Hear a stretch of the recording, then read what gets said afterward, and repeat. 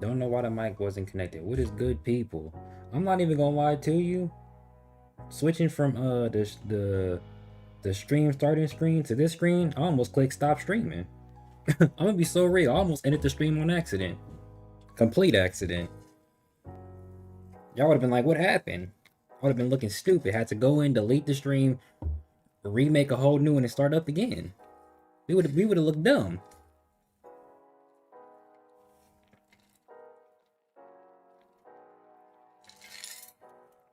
This stream probably gonna be like a smooth 6 hours. I'm not even gonna lie. Smooth 6 hours. You know it take me damn near 4 to get through the normal reading. Plus, I gotta address, or like not even really address. I gotta talk about these ordeal things I want to talk about. We're gonna be here for a while, bro. And y'all know I like to yammer and yap and repeat the same thing 3 times before I move on to the next point.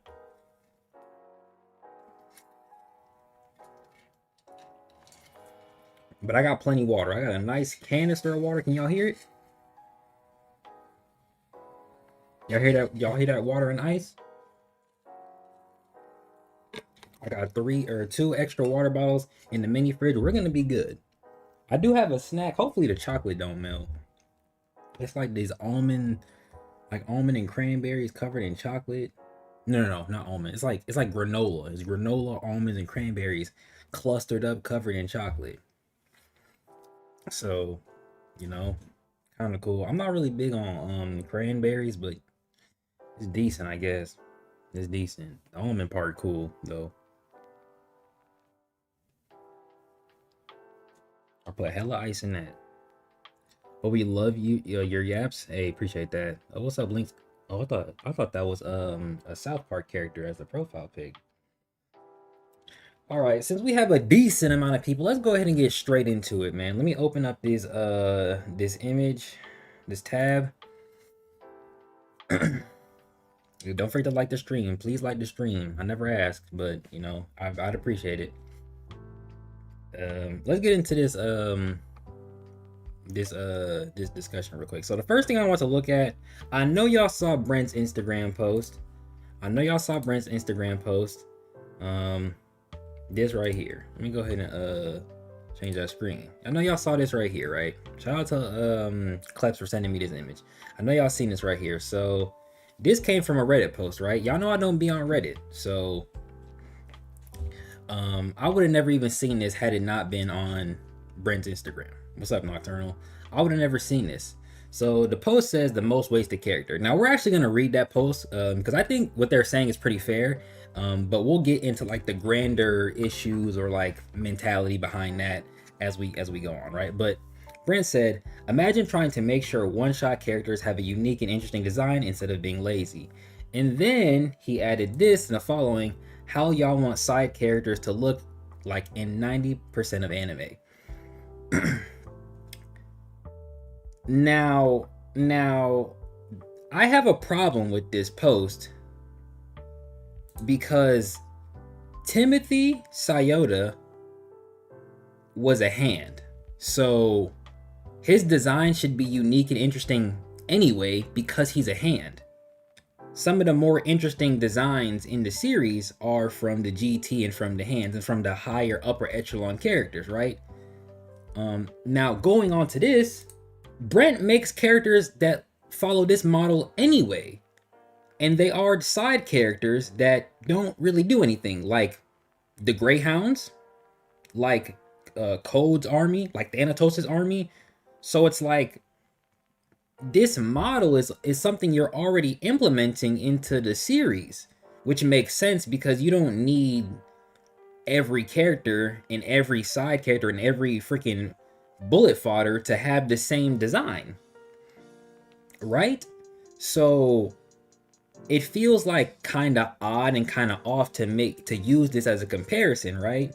Not to mention, even in anime, even when characters have like how do I say, even when characters have differentiating like features but still have a similar design or similar like outfits, there's still minor things about them that make them different that we are able to see with them, right? Like, what's a good example? I I can use Fire Force since I'm rewatching Fire Force, right? So if everybody in Fire Force wears the same outfit, yet we still have male and female characters who have different hair colors and different eye colors and different abilities altogether, but take away the abilities, um, the the characters themselves still have the same outfits, but there's still unique and individual things about them that are different. Like Shinra, his ankles are showing because of how his ability affects the bottom part of his pants. They burn. So they were made to be a little bit shorter in that regard. Arthur wears a hood for whatever reason. He just wears a hood. Maki has a witch's hat, right? And then we have somebody like Sister Lily who has a nun's outfit, and we have somebody like Captain Obi who has that like that knight medieval type of helmet with the mask part, right? So it's like everybody has the same fit, but like each character has that one unique thing that separates them. And then we have somebody like Vulcan who just has red hair altogether, really popping out, and he's a more tech and mechanical oriented character. And so like there's a scene where he has that like little visor. So you know what I mean? Like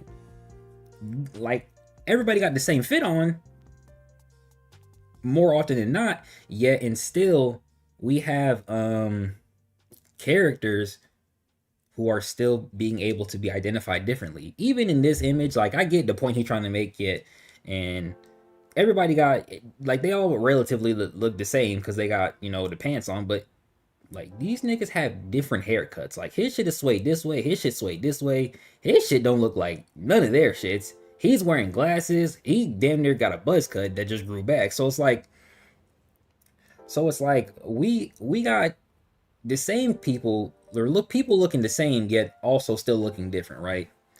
And again, I feel like maybe it's just me, I could be tripping, but a character like him should have an interesting design anyway because of what his role is and what his rank is, right?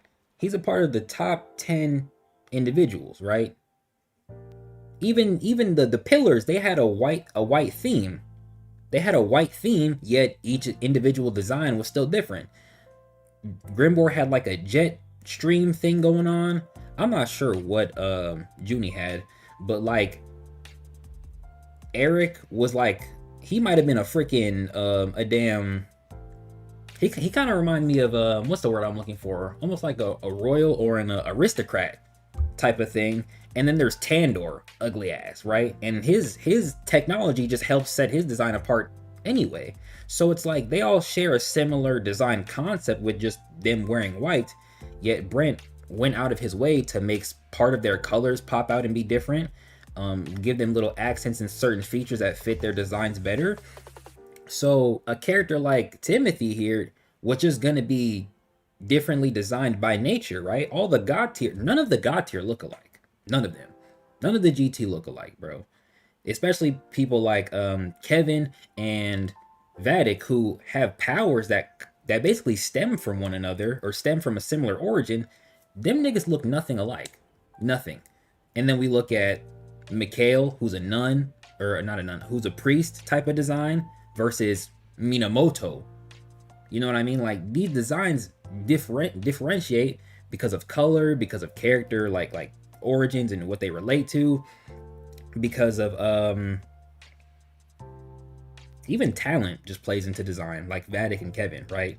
So it's like I'm not really getting it. Like I'm not really like it's not hitting for me, right? You know what I mean? Like I'm not understanding, bro. And then like I said, with this, if what I said about those designs for the Thanatos army and the Code army with like the streamlined type of suits is true, then we just have a bunch of fodder niggas who have the same fit anyway. Or we could even look at season 3 and have and how we saw there's literally a panel of 4 niggas lined up saluting to Gary when he returns. They have the same fit on. None of them are on. None of them have a name. None of them are important. Or we can go to the soldiers that helped, or in the KCG agents that helped Sonya. Them niggas got the same fit on.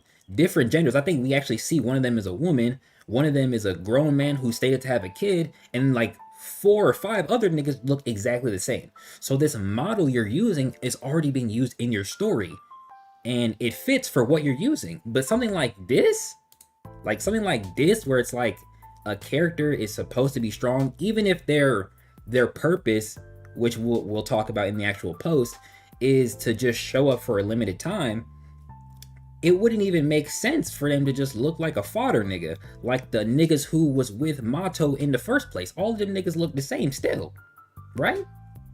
I'm not understanding. I'm not understanding it. Like I don't think this post was necessary, right? But we'll get further into it when we actually look at the post, right? Because I think they have a fair point, because it goes into something I even said in the review. But let me look back at chat real quick. Okay, so I know Nocturnal said, do you think Elon Jr. is gonna fight like the Ash guy? I know who you're talking about. Let me remember his name real quick. It's like Kudu something. It's like K something. I actually looked him up not that long ago. He's one of my favorite characters. Corono, that's what it is. Yurichiro Corono. Do I think Elon Jr. will fight like him? Yes, but also no. Yes, but also no. I think it's possible, but I don't think I want him to fight like him per se, actually, is what I should say. I don't think I want him to fight like him. I don't think I want Elon Jr. to be using more weapons than anything else, right? I think I'd rather him have a better hand-to-hand basis, and then if he uses the weapon, it would be in like death stance with like with Lewis. I think I'd rather him fight kind of like Gara, you know, but like Gara in like Storm 4, where we see Lewis had more of a ranged use in the first season. I think Gara in like the Storm games, where we see him like combo with his sand like at a pretty close quarters distance, is like what I would want more often than not for Elon. Right? I think that's fair, relatively fair. Now, looking at the actual post, so it says the most wasted character. He says, bro was teased as new character before season 3, way before season 3, by the way. Honestly, he might have been teased. It felt like he was even teased sometime during, a little bit after, or even before season 2. Okay, wait. With Brent making us think he would have an important role until he ended up being killed off the series in the very first episode of season 3. Bro had potentially one of the most broken talents that could challenge the G4, and could have been interesting to see how it interacts with a G4 talent, considering Mato had stole his talent and was confident in it to use it against Leo. Hopefully we get to see him in a flashback or just a return of his talent with a different character. I think the last part is very good, because I think this dude being a Gaki or a captain level Kimyo fighting Shay, Vatic, fucking imagine if somebody with his talent fought Yukiko. Oh my gosh. Peak.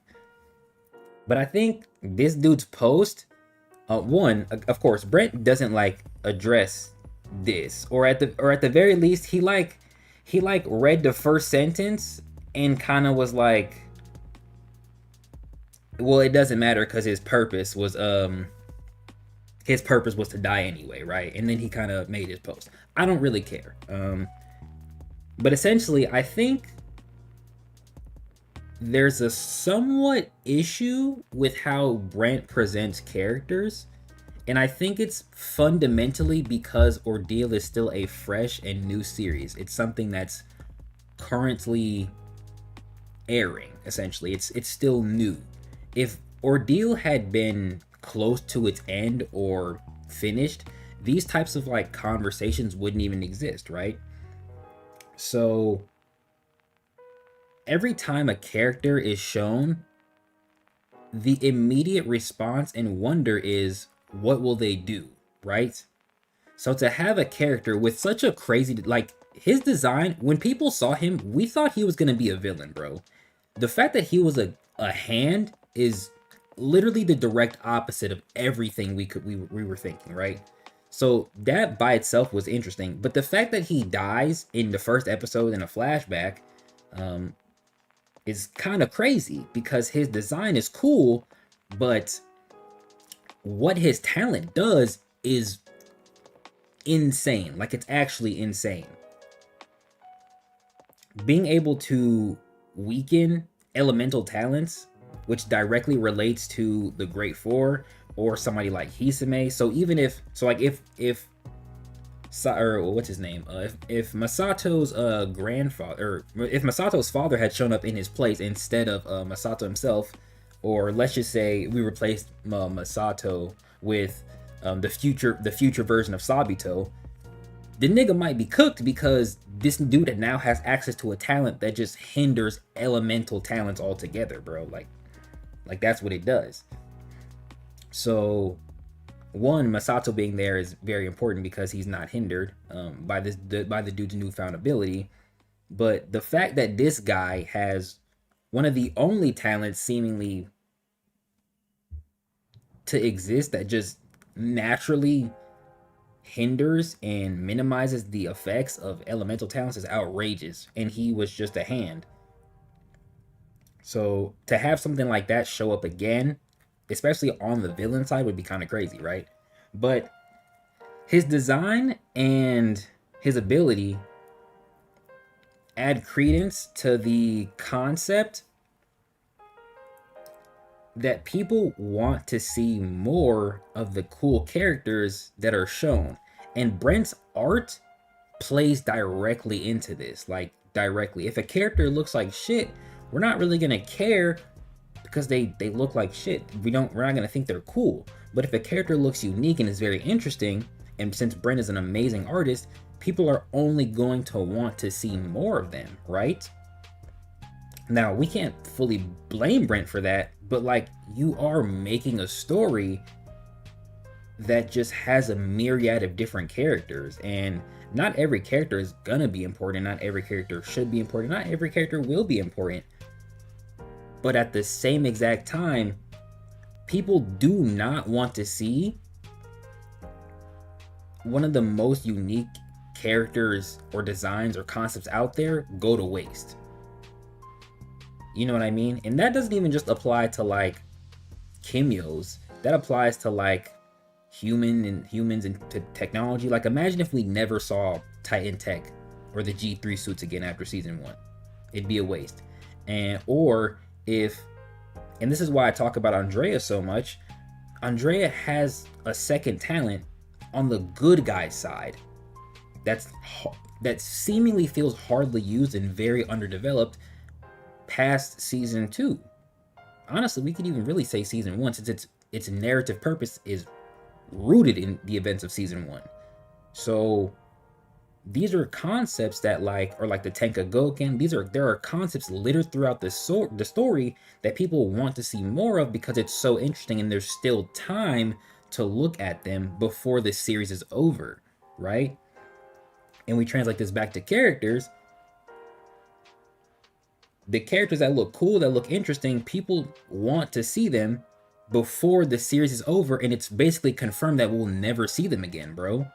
That's why the Pillars dying in 1 episode and only showing up in a total of 3 is fucking lame, because we got an Instagram post for each and every one of them except Shay, and then we got a final post for all 4 of them together, and then they show up in 1 episode, another episode, and then a 3rd episode, or I should say 4. I think it's 4 actually, not 3.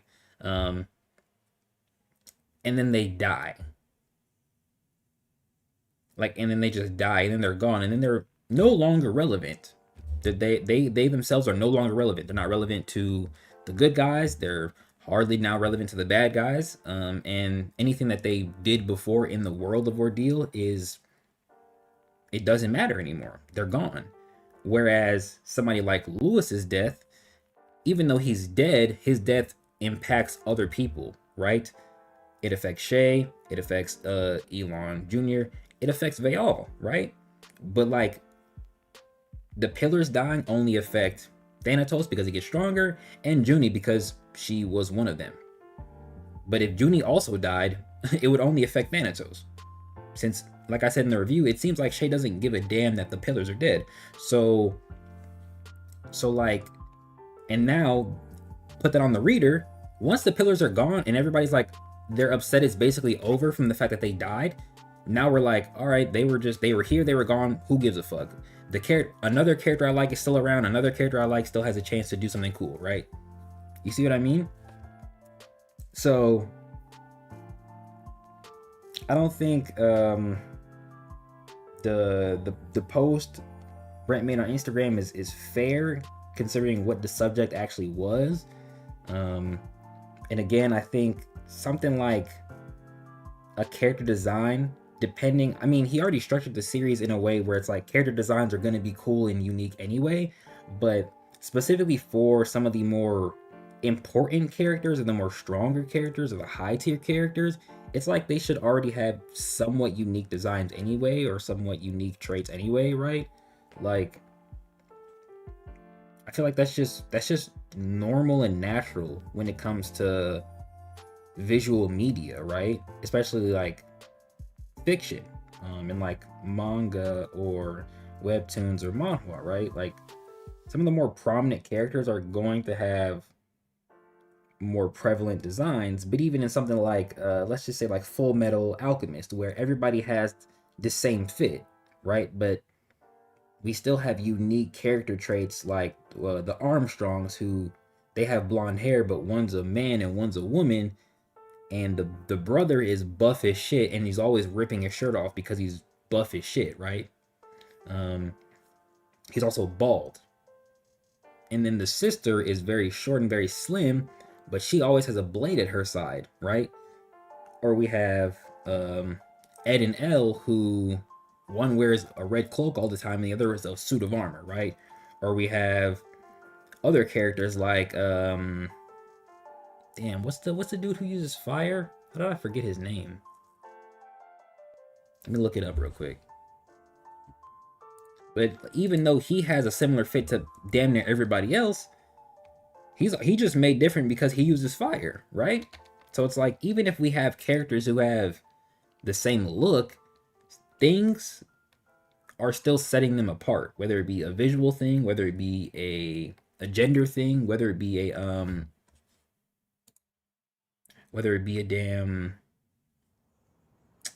damn ability thing, right? I think his name is Roy Mustang. Is that who I'm thinking of? Yes, it is. And shout out my nigga Roy, bro. And shout out my nigga Roy. He top 3 characters for me. That's top 3 characters right there. That's top 3 characters right there. Shout out my nigga Roy, bro. He was really him. He was really him.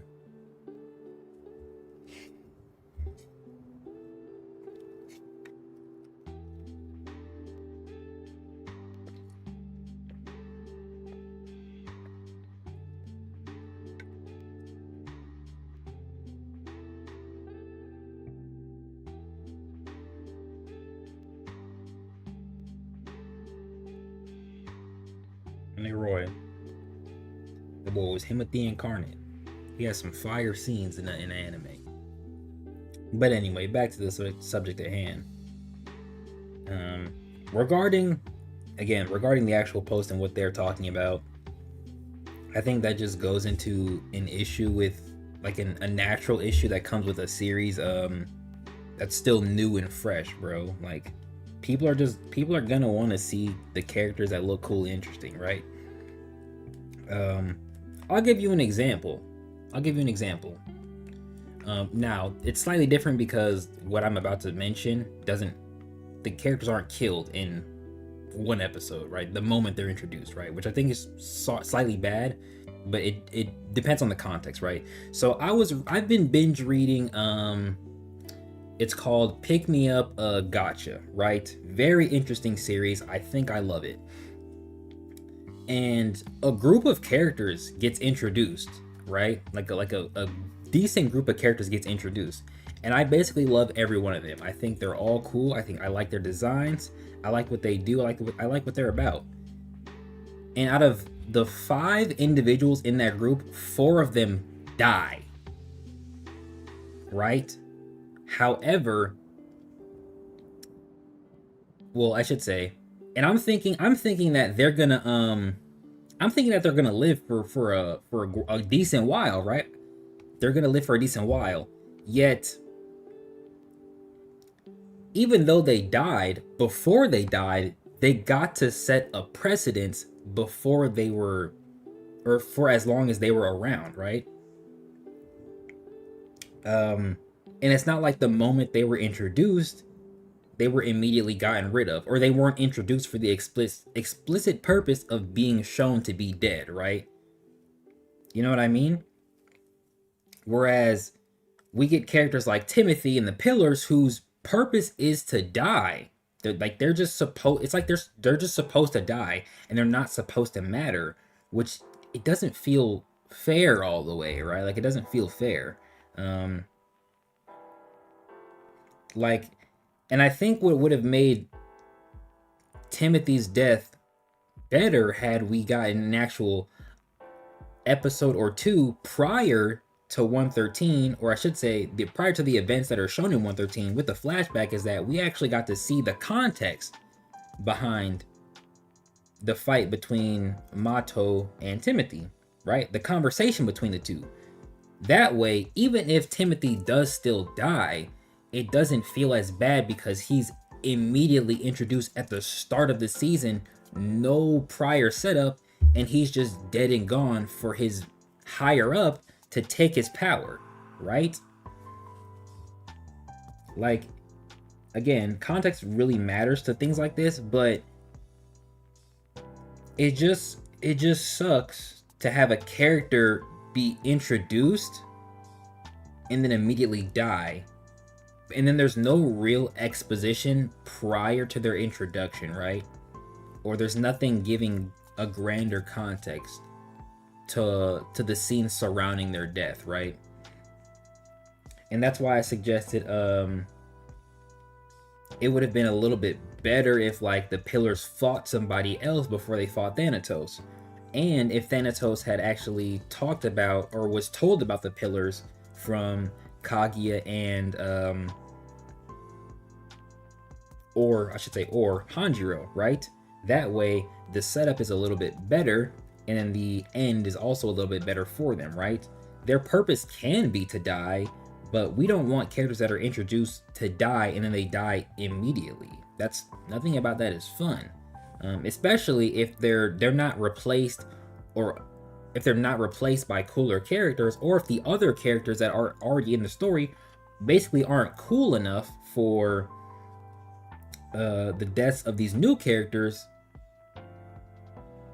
How do I word that? Essentially, if the other characters before don't have a big enough presence to sort of outweigh the deaths of these new characters. I feel like that's the best way I can word that, right? Because all of the god tier, the hands, the only death that basically outweighs or balances out or counters what happens to the Pillars is Lewis's death. And then the only thing that completely outweighs that is the events of 145, right? So, and maybe 127 just for the hype moment. But like, yeah, does that make sense? Am I making sense? Do my words actually have like meaning to them, or am I just rambling on and not like really like saying anything that matters? You know, I got a question. Could Shay use a blue Tomas? I was thinking it might not be out of his range to do it. With was a choice that he doesn't, or he could not. No, he should be able to make a blue Tomas.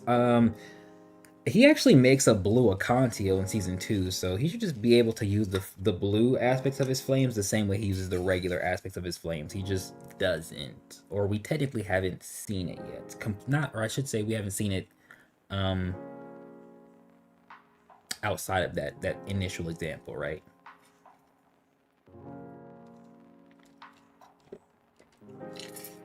But I think the fact that he is able to expel flames from the shield in season 2 against the immortal hide, I feel like that already adds to the concept, like to the evidence, basically. You know, he said, "Yes, that makes sense. Decent. Love hearing that." But yeah, man, I just think like something like this is just like it's just an issue, or not an issue, but like it's just inevitable with a new series, bro. Like, or even if you're reading something like that's been out for a little bit, even if it's still continuing, bro.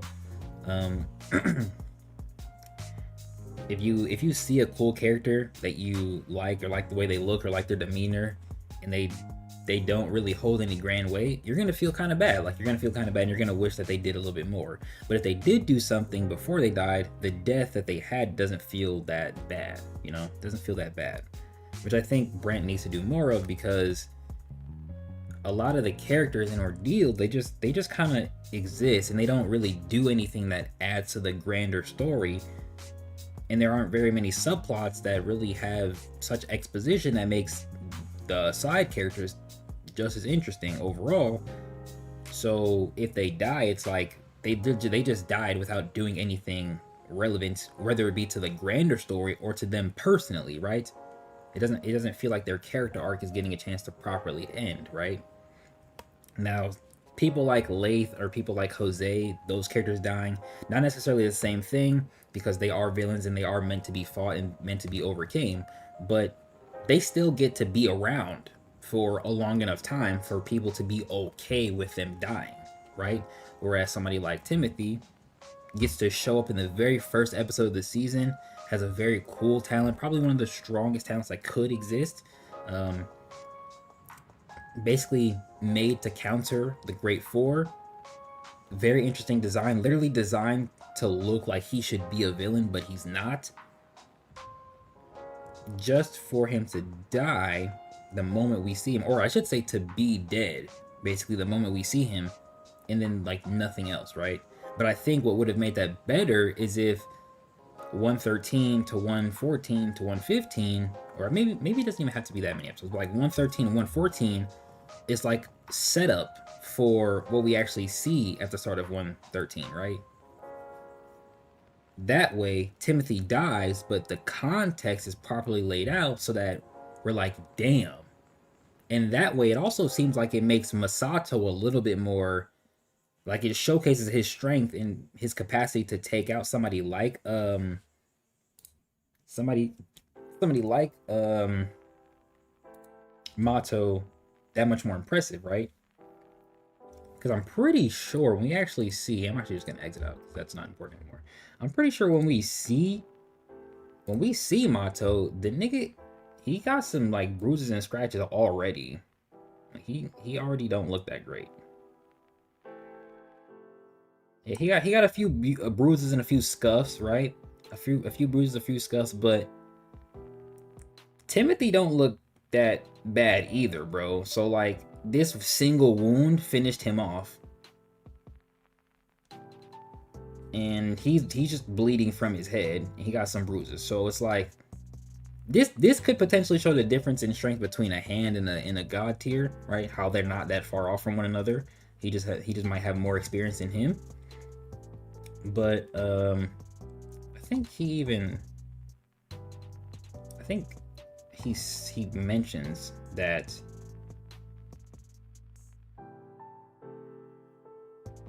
neutralize.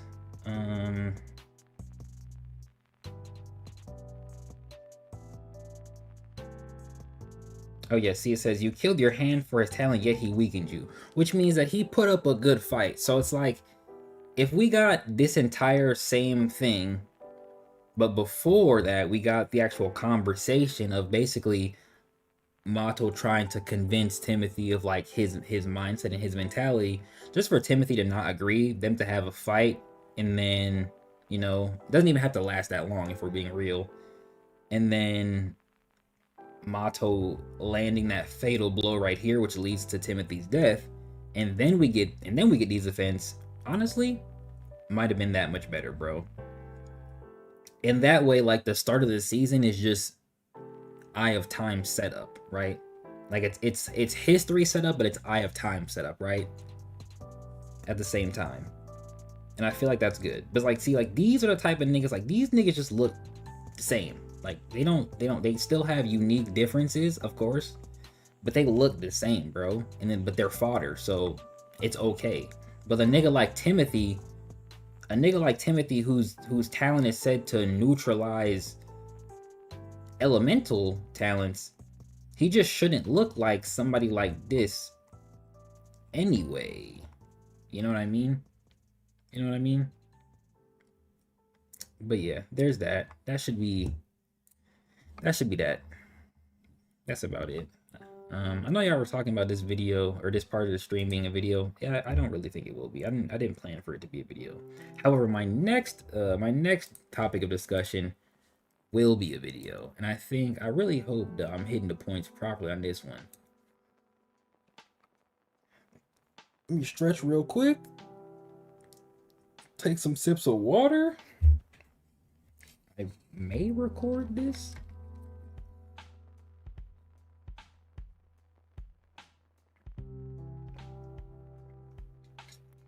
So as you guys know, I have been taking past parts of the streams that I did, like kind of like near, like after season 3, like while I was making the review. I've been taking certain Ordeal like discussion sections and making them into videos. So I want to do that more intensely here, right? I want this part to be more intentional. I'm actually going to turn the background music down so that it doesn't seem that loud on the actual video, right?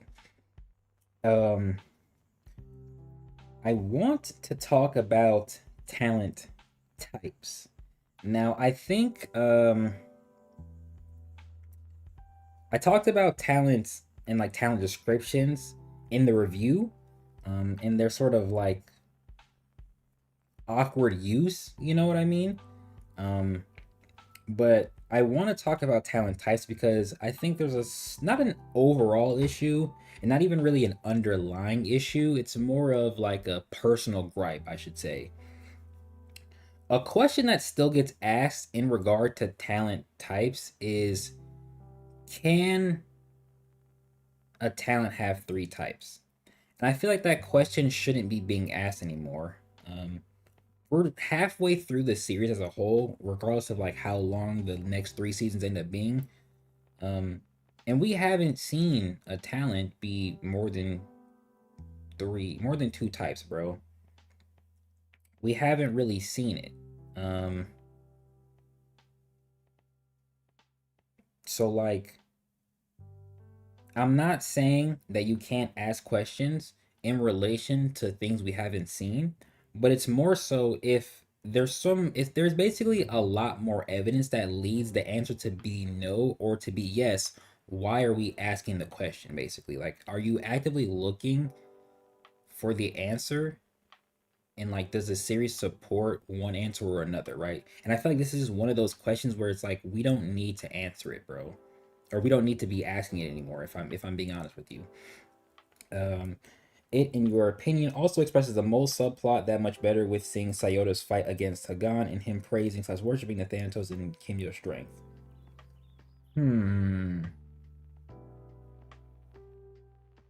Seeing Sayoda's fight, I definitely see the mole plot expression right there. Him praising / worshipping the worship of Thanatos and Kimyo's strength. I definitely see the Kimyo strength part. I'm not sure about the praising and worshiping of Thanatos though. Did Brent at one point say that talents only got a second type if he thought they could be solely explained by one type? Exactly, yes. And I'm gonna bring that up later, probably when I go further, but the reason a talent even has a second type to begin with is because Brent doesn't feel that one type can solely explain everything that talent does, right? So that basically means that the 2 types the talent has should explain everything the talent does, and the other types almost definitively shouldn't, right? Now, I do think there's potential for a few types, something like Katagita more specifically to have like 3 types depending on how it's, you know, portrayed. But in in true, like, to be completely honest, I don't really think there are that many talents that would fit into multiple types. And I think that because, going back into what Mango just said, the core of what a talent does or has or can do should only ever fit into 2 types, right? At max, at the most, right? Um, of course, there are plenty of examples, and we can look at, which I'll discuss. Um, like Ilios. I'll just use Ilios as a perfect example. Honestly, we could use any talents in the picture that y'all can see. Especially like Rokash or Tevin, right? But those are monotypes. But like Rokash, he has a state and corrosion type talent, right? But everything the talent does goes perfectly into those types, and it doesn't fall into anything else, right? It doesn't truly fall into anything else, because what it does at a base level completely falls into the types it has, right? And now we can look at Ilios, where it's a elemental and state type, right?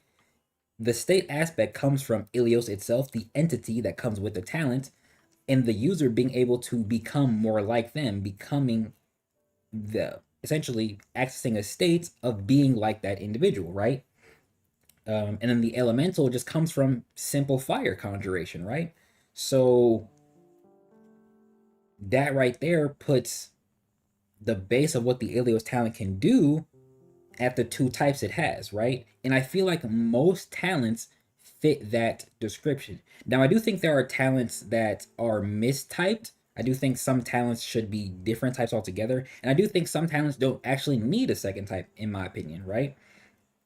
Because the single type can truly explain what it does, right? Um, but the reason I don't think a talent ever needs a third type is because it can fundamentally change, or it should fundamentally change how a talent works on a base level, right? Um, and I think that if you took away a type, depending on the talent, it would also fundamentally change how the talent works on a base level, right?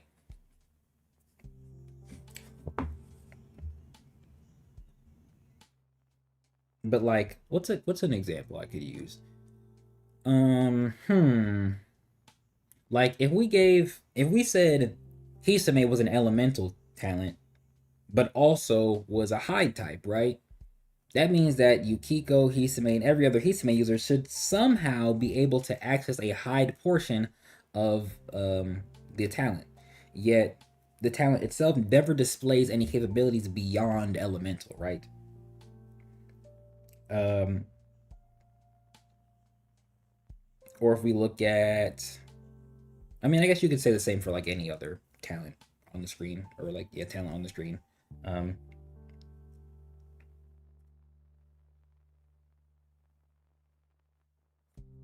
you know, I feel like I want to like use a talent to like really make a good example. States are kind of a cheat for this too, since these other forms they can may hold abilities that could be classified as other types, such as Rokash in the protection eyes, which could be creation. And like, I still disagree with that though. Like, I still feel like, regardless of if you think that, it just fits, like even that concept just fits better as a state. States as a whole just apply more to them, right? But the base of what it is state and not range control, which I said in a review. So you know what I mean? So, but like, look at Rokat, not look at Rokash, look at Ilios, look at Nanaku, and look at Ryugatskin. You know what I mean? Like, their states don't do don't have that same implication, right? And I feel like if we're gonna do that sort of like, some talents can fall into this because of certain abilities, then why doesn't it apply to like most of what we see basically? I'm not saying you're wrong, but the ability could be seen as more creation type esque ability. But I mean, like, actually, I'll talk about creation in a little bit, right? We'll come back to creation if I'm being honest with you. We'll come back. I'm trying to make sure I don't have any other points before I move on, right? Um, um, oh, I want to talk about I do want to talk about the concept of like some talents being similar. I know I talked about this before with like range control and like range and even like state and shift, right?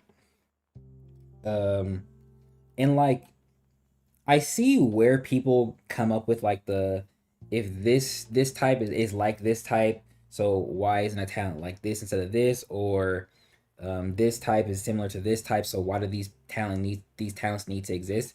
And it's simply because just like with just like with things in our real world, especially like animal species or like even like food types, bro, there are things that are similar or the exact same inherently, but things that are similar yet still have such innate differences that just mean that they cannot be the same. You can't categorize them the same, right?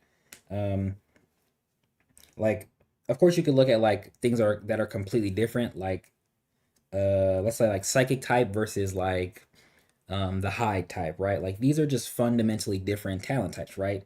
But something like I want to do like shift or something like state. These are similar types, yet the if we look a little bit deeper, they are different to an extent that they don't occupy the same they don't occupy the same thing entirely, essentially, right? So if we look at Anton as a shift user, or even Roberto as a shift user, or versus like Rokash um or like Ilios, right? Even even I think what's his name? Rai is like almost a better example, right? So like a shift talent, it's like nearly every animal talent we've seen is just somehow shift related. Nearly. Um the only I think the only exception to that is basically Tevin, but his talent type is fundamentally different from even shifts as a whole, right? So, but we can come back to that later. Whereas state talents, similar to shifts, turn you into something, but they're not just simply turning you into an animal, right? Um, they are either turning you into another being as a whole, whether that be like a person or um, like Ilios with Shay, or they are turning you into a sort of conceptual figure like with Rokash and Ryu, right? And that's the inherent difference with states and shifts, right? So when you're making a talent, you take into account that sort of thingy. How does the the transformation work, right? How does it function? What is the at a base? What does it turn this person into? Are they more conceptual in nature, or are they completely remodeling their entire gene structure to be more like an animal, right? Which is also how shifts are described, right? And this is why somebody like Kong, like the Kong talent as a whole, makes sense to be a shift and not necessarily a state, right? But but like the fact that Rokash's talent is he turns into the Golden Pharaoh and not Anubis, you know what I mean? That's why he isn't a shift and why he's a state, right? He's not simply becoming an animal or an animal type figure. He is becoming a basically a king, damn near, right? A king, and then the king has, privileges, right? Which is also why his talent is that much stronger, because the said king privileges come into play with the pharaoh's protection eyes, right? All of that makes sense, right? And that's why that his talent works that way, whereas shift talents work slightly different, right? But again, their inherent differences is why these two types of talents can exist and operate differently on a fundamental level, even though they on the surface they seem similar, right? And then of course we look at Ryu, or we look at Nanaku with how their states work, where it's almost like Nanaku's is a mentality shift and he's entering a frenzied mode, whereas Ryu is literally now an amped up version of his prior concept, right? He's literally an amped up version of the concept as a whole, right? But yes, that is that talking point. I'm pretty sure that's like the base of what I want to look at. I do have some other things. But I think those are the things I want to look at initially before talking about some like more examples and other things, like talents being categorized improperly. Uh,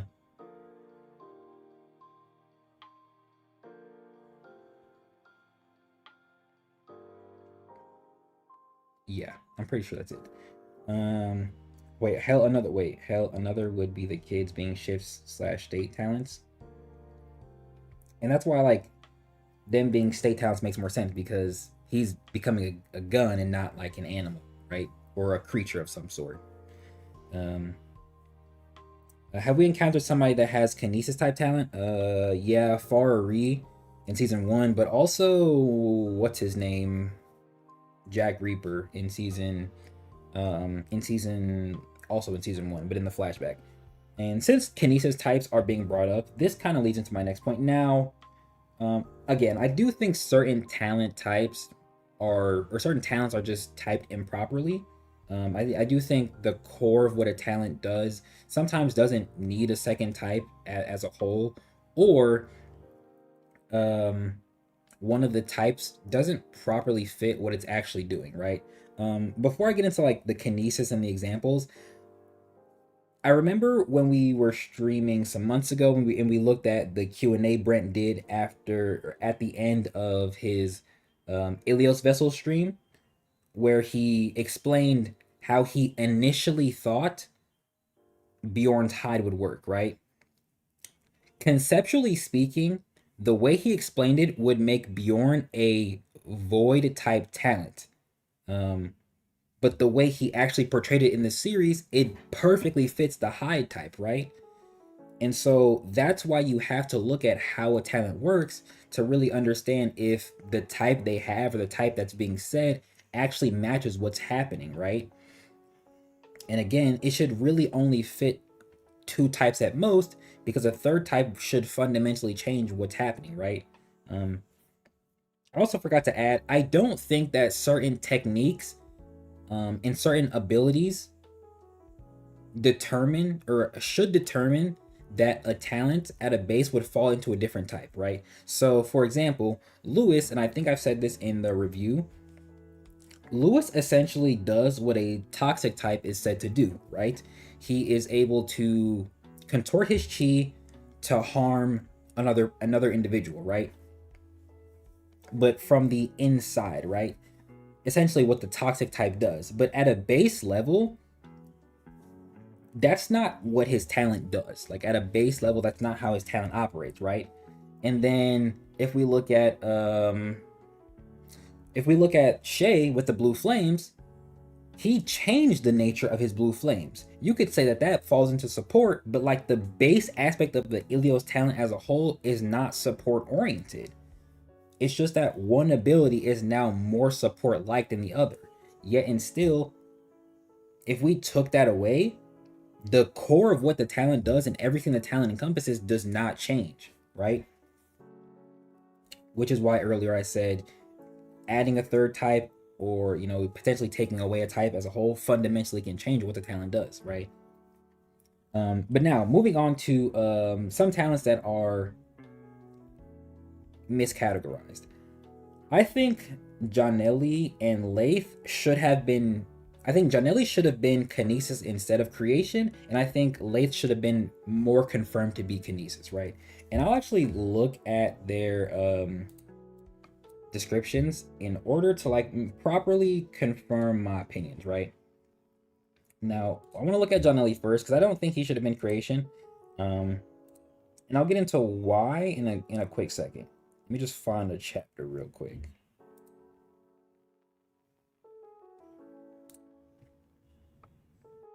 Because it'll help explain how I feel like creation talents are working more often than not in the series as a whole, right? And why like somebody like Lewis probably didn't need to be creation as well. Let me just scroll to the point and look at his description real quick.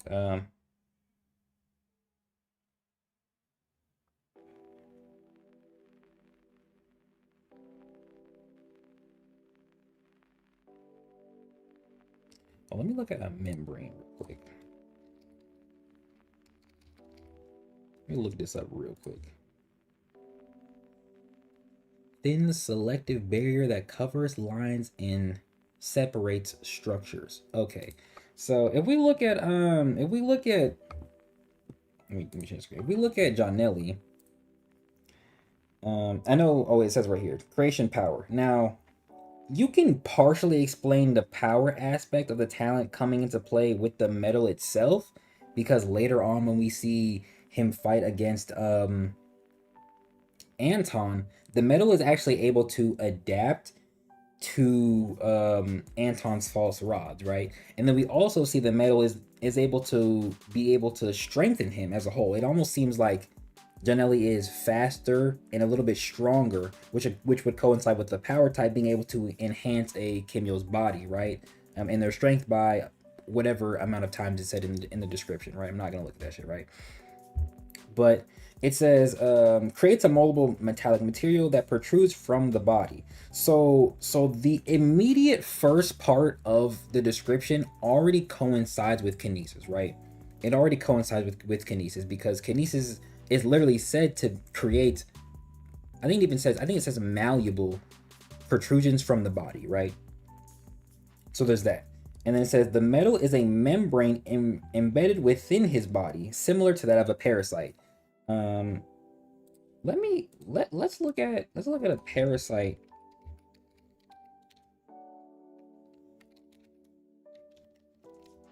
To really understand.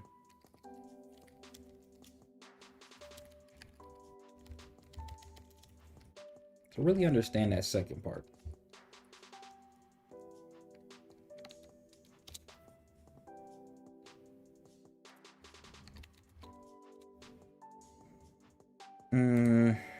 If Hayes talents come from Katagita, then which modern talents come from Okeanos, Ilios, and Thanatos? What talent types are derived from each of the four in Ordeal?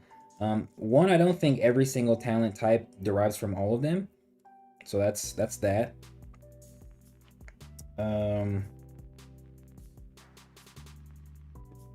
Simulates chi to create malleable protrusions from the body. I don't think all the talent types come from every single grade 4, but for example, if like Katagita is haste, he's also probably power, right? Ilios and Okeanos should be the progenitors of the state type, while Okeanos is supposed to be elemental, whereas Ilios, he doesn't necessarily have the same sort of type specifically, but I think he could be he's literally the foster and founder of all talents that would be combustion related, right? I also think talent concepts can actually come from the Great Four. So, Thanatos being able to take the souls of another person can relate to Orion, which I said in the review of him not having an active talent on his own. And so he can control the talents of another, right? And that can coincide with the fact that Thanatos is a psychic type who can control things with his mind, right? So you could say that the psychic type from Thanatos also extends to the control type to some degree, right? And gave birth to that, right? And then That same thing would also apply to range control, where we see from a distance, Thanatos is able to just manipulate the ground and uproot it, which would apply to like somebody like Minamoto and what's his name, and Lewis, so that they are controlling a sort of matter from a distance, right? Or able to control matter and then extend it to a longer distance and a longer radius, right? But I don't think like every single talent type has direct line to the Great Four. Like you might be able to say that because of Okeanos, shift talents exist because he has the eel, but like it doesn't line up perfectly, right? Or like you may be able to say that Katagita or Okeanos or Thanatos' way of operation led to the range type, but doesn't fully fit, right? Or like I don't really think any one of them is a single progenitor of the high type as a whole, right? Or like you might be able to think that Ilios can be the progenitor of the corrosion type, but like any one of them could be the progenitor of like the toxic type, right? You know what I mean? So I feel like some of the types just kind of came into existence, right? Or I should say, certain talents operated in a way that needed to be categorized in a way that didn't operate how the other types were seen to operate, right? Basically, I should say it like that instead. I don't know what I was gonna look up. Or I guess I did, but so if we look up the definition of membrane, a thin selective barrier that covers, lines, and separates structure, right? Wait, it allows certain substances to pass through while blocking others. Depending on context, it usually refers to biological membranes like cell boundaries or synthetic membranes. So essentially, he's creating metal. Wait. Embedded within his body. So he's creating a metal embedded within his body. So it's basically attached to it and then it protrudes from his body, right? Basically the same way that Farah is able to just move her bones outside of her skin, right? It's damn near the same thing, right? Now, I was gonna mention how the creation type doesn't fully fit here, but like not really, because in my opinion, it almost makes more sense for the metal to be like a consistent part of his biological makeup, basically. Like once the talent came into existence and once it awakened, it feels like it made more sense for him to be able to for it to just be activated and protrude from his body because it's always there, as opposed to him activating it being created in his body and then it protruding out, right? That's how I feel like his talent works as opposed to the other way, right? Does that make sense? Do I need to explain that further? So it makes more sense for him to be kinesis as opposed to creation, because it makes more sense for the moment his talent is activated, the metal in the metallic membrane is already flowing through his body and he's simply allowing it to exit.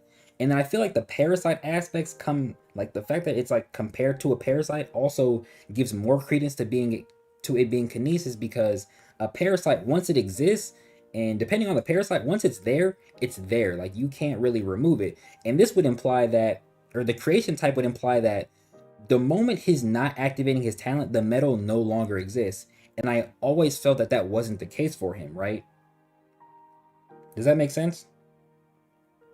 Does that make sense? Or I should say, does that make sense? And is there an agreement there? Do y'all see the point I'm making and agree or disagree? I also want this to be like a little interactive, you know? Slightly interactive. Let me drink some water though. Shout out Rainbow, he said yes.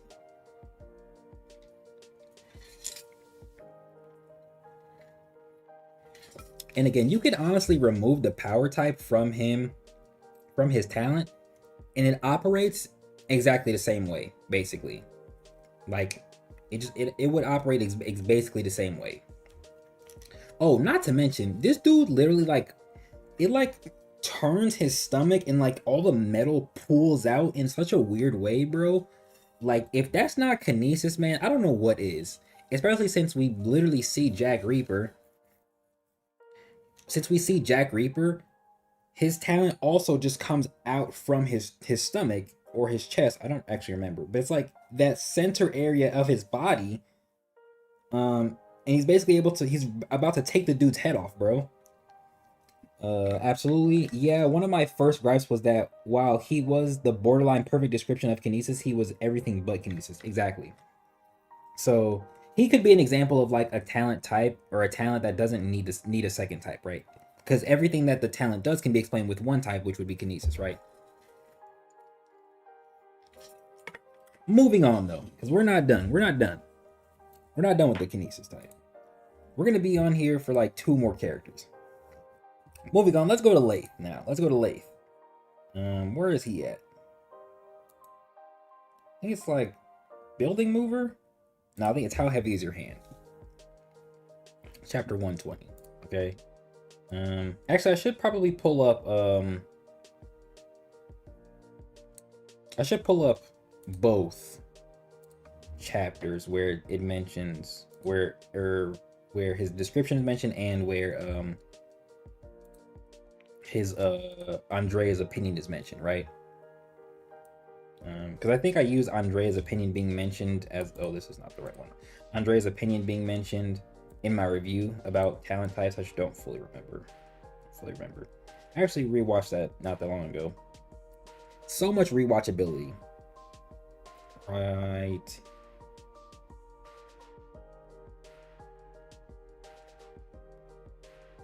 I'm tripping. Here it is. Yeah, bro. Come on. Anyway. Alright, so first, let's look at his talent. So Lace's talent, Vicious Canvas, is creation. Lace's left arm is covered by a fluid paper paste, which he can mold into solid paper shapes with outstanding durability. Now, before I move on, I might be stupid. Does fluid paper paste exist? Is that like a real thing in the world? Like, is there like a liquidy paper paste that exists that's like not paper mache? Does something like that exist in the world? Is that used somewhere that I'm not aware of? Somebody smarter than me answer, because from what I know, that shit don't exist. From what I know. Right? But either way, he's literally turning fluid paper into solid paper. He's creating fluid paper and then making it solid paper. Right? So I think the creation aspect of his talent can come into play off of that concept by itself. And then the kinesis aspect will come into play with the fact that his arm is permanently changed, which I'll explain a little bit later. And the fact that we see it flow from his arm to other parts of his body, which is a little bit later, not there.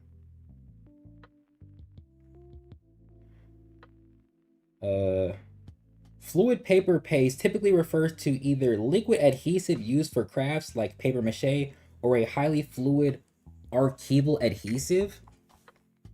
So like barely, because paper mache is artificial. Whiteout, which is a correctional tool, is often confused for it. Oh, that's pretty interesting. A Google search. Google search. So basically, Lathe with his creation type talent is essentially making something that like hardly exists or like fundamentally doesn't exist. And he's making it exist, right? He's bringing it into existence with chi, right?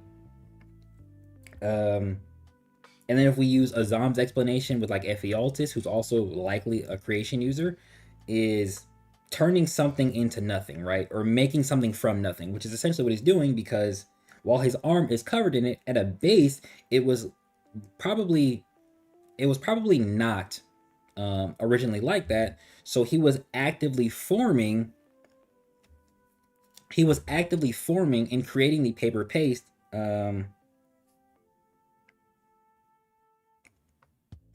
Most likely from like thin air, I guess. If I had to describe it, he's most likely forming it like not necessarily from his arm, but more so out of kind of out of nowhere, right? Like the same way Shay was like pulling flames in like right in front of him before he made the smaller Tomas, or the yeah before he made the smaller Tomas. We could say Late's creation was kind of like that. What type would fall? Or would they all fall into? Probably like range control and toxic. But we can get into that in a little bit later when I talk about Lewis. So if we had to explain why Late's talent is creation, it would likely be because he is creating something from nothing, as well as creating something that hardly really exists out of chi. And oh wait, did I say toxic? Did I say toxic? Well, oh, you know what? I think I did say corrosion in the review. I take that back. It's not toxic. It's corrosion because of how it's described with when Kaguya mentions it, right? And then I brought the definition of corrosion, which is like eating and gnawing. So you know, so yeah, it should be range control and corrosion, not range control toxic. That's my bad. That's my bad. But I think if it was toxic, I think it would be more inherently harmful than it already is, right? Because he can basically choose to not have it be harmful, right? And actually be supportive, right? If that makes sense. Because I guess I feel like the way toxic chi and toxic talent should work is that they should just cause harm basically indefinitely. Like the same way like venom and poison do, right? You know? Unless you have like a natural resistance to it, it should be it should be it should just harm you no matter what. Like I think I have only one toxic talent in my story that's creation toxic.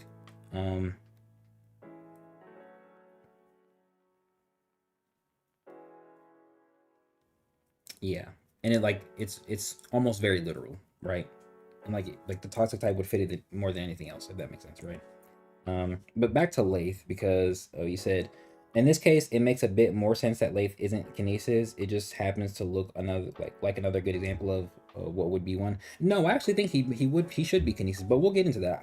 I'm gonna get there. Just let me get there. So again, if we explain Late's talent as wide creation, it's because the moment his talent is activating, he is forming something. Like he is creating something that didn't exist completely out of chi. Yeah, that's actually I shouldn't need to explain any further, right? And then his talent just allows him to mold it, right?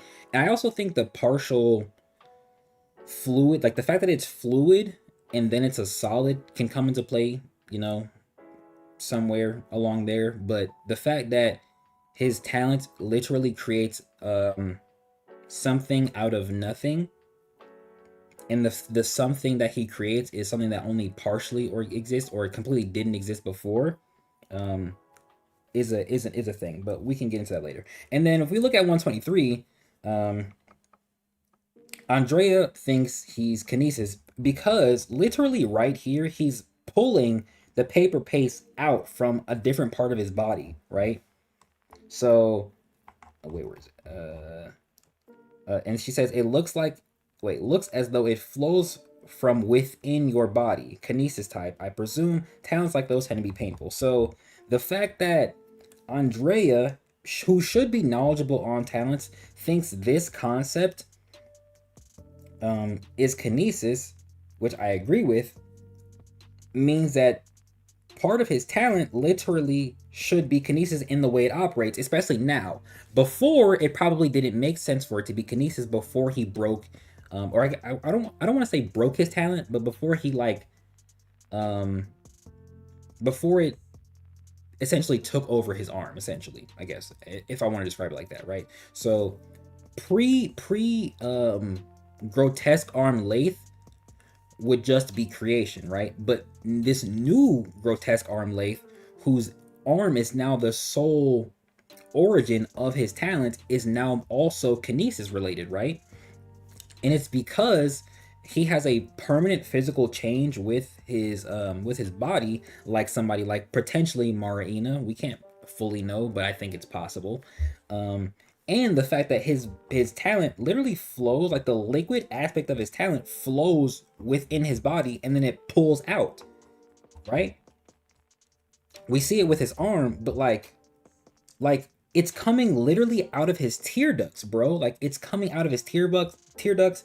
It's pouring out of his mouth. If this isn't like just drool, it's literally coming from his chin, which means the liquid paper paste he creates that's flowing through his body is also pouring out of it, and he's literally molding it like it's a kinesis type. So if he was creation before and he was just creation, adding the kinesis type on there completes how the talent works from what we see, right? But like nothing else, like no other talent should be added to it, right? Because it doesn't complete how it works, and it could fundamentally change how the talent would work at a base level, right? Does that make sense? It's in his hair too. I know it's also in that like this part. Oh yeah, see, it's nigga. It's this nigga. This nigga could become bald because of this. I think it's kind of weird that it's like this specific arrow part that's white, but I don't really care. I'm not gonna lie, but like the fact that like whatever this is a it's like white right here underneath his hair. So like this is his scalp, bro. Like it's his scalp, bro. So yeah, like that's kinesis, right? So it makes sense that after this moment, not this moment, after this moment is like the confirmation for Andrea that he's a kinesis user, right? Right. So his talent is creation kinesis because he's creating something that didn't exist prior, completely made of chi, and then the paper paste he creates also flows through his body, right? Right. Creation kinesis, very simple, right? Makes sense. And now I want to move on to Hanjiro, because I think Hanjiro is an explanation of like why a talent being in the body doesn't automatically make it kinesis. And the same could kind of go for Tandor, but you know, we could discuss that. Where that bitch ass nigga at though? He's still my favorite. Where he at though? Actually, it should be here. Here. All right, so, and this will also add more conversation to the creation type as a whole. Where is it at? A little bit further.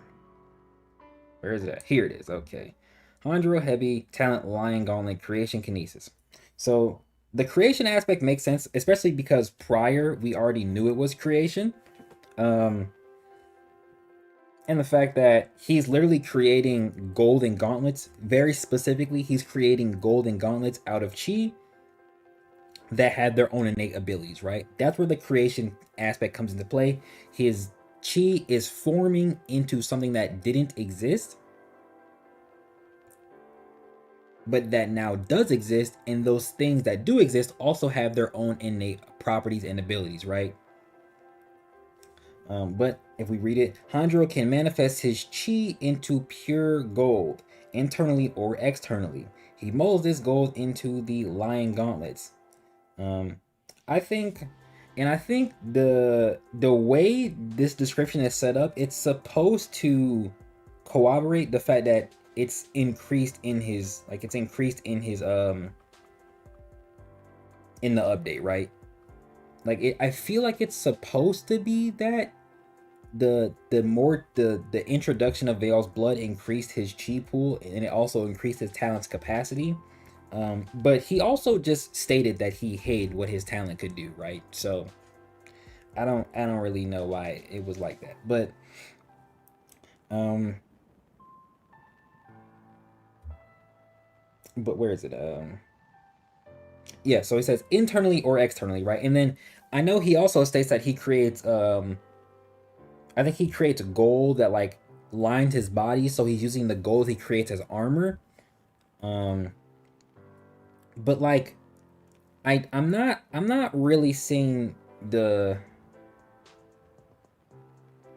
kinesis come into play because it's not protruding from his body in any way, and he can create it externally, right? I feel like creation is a completely perfect talent type. You didn't need to give it a kinesis type just because it can create it internally or externally, right? If that makes sense, right? Because somebody like May, who creates talents, is literally creating talents in another person, right?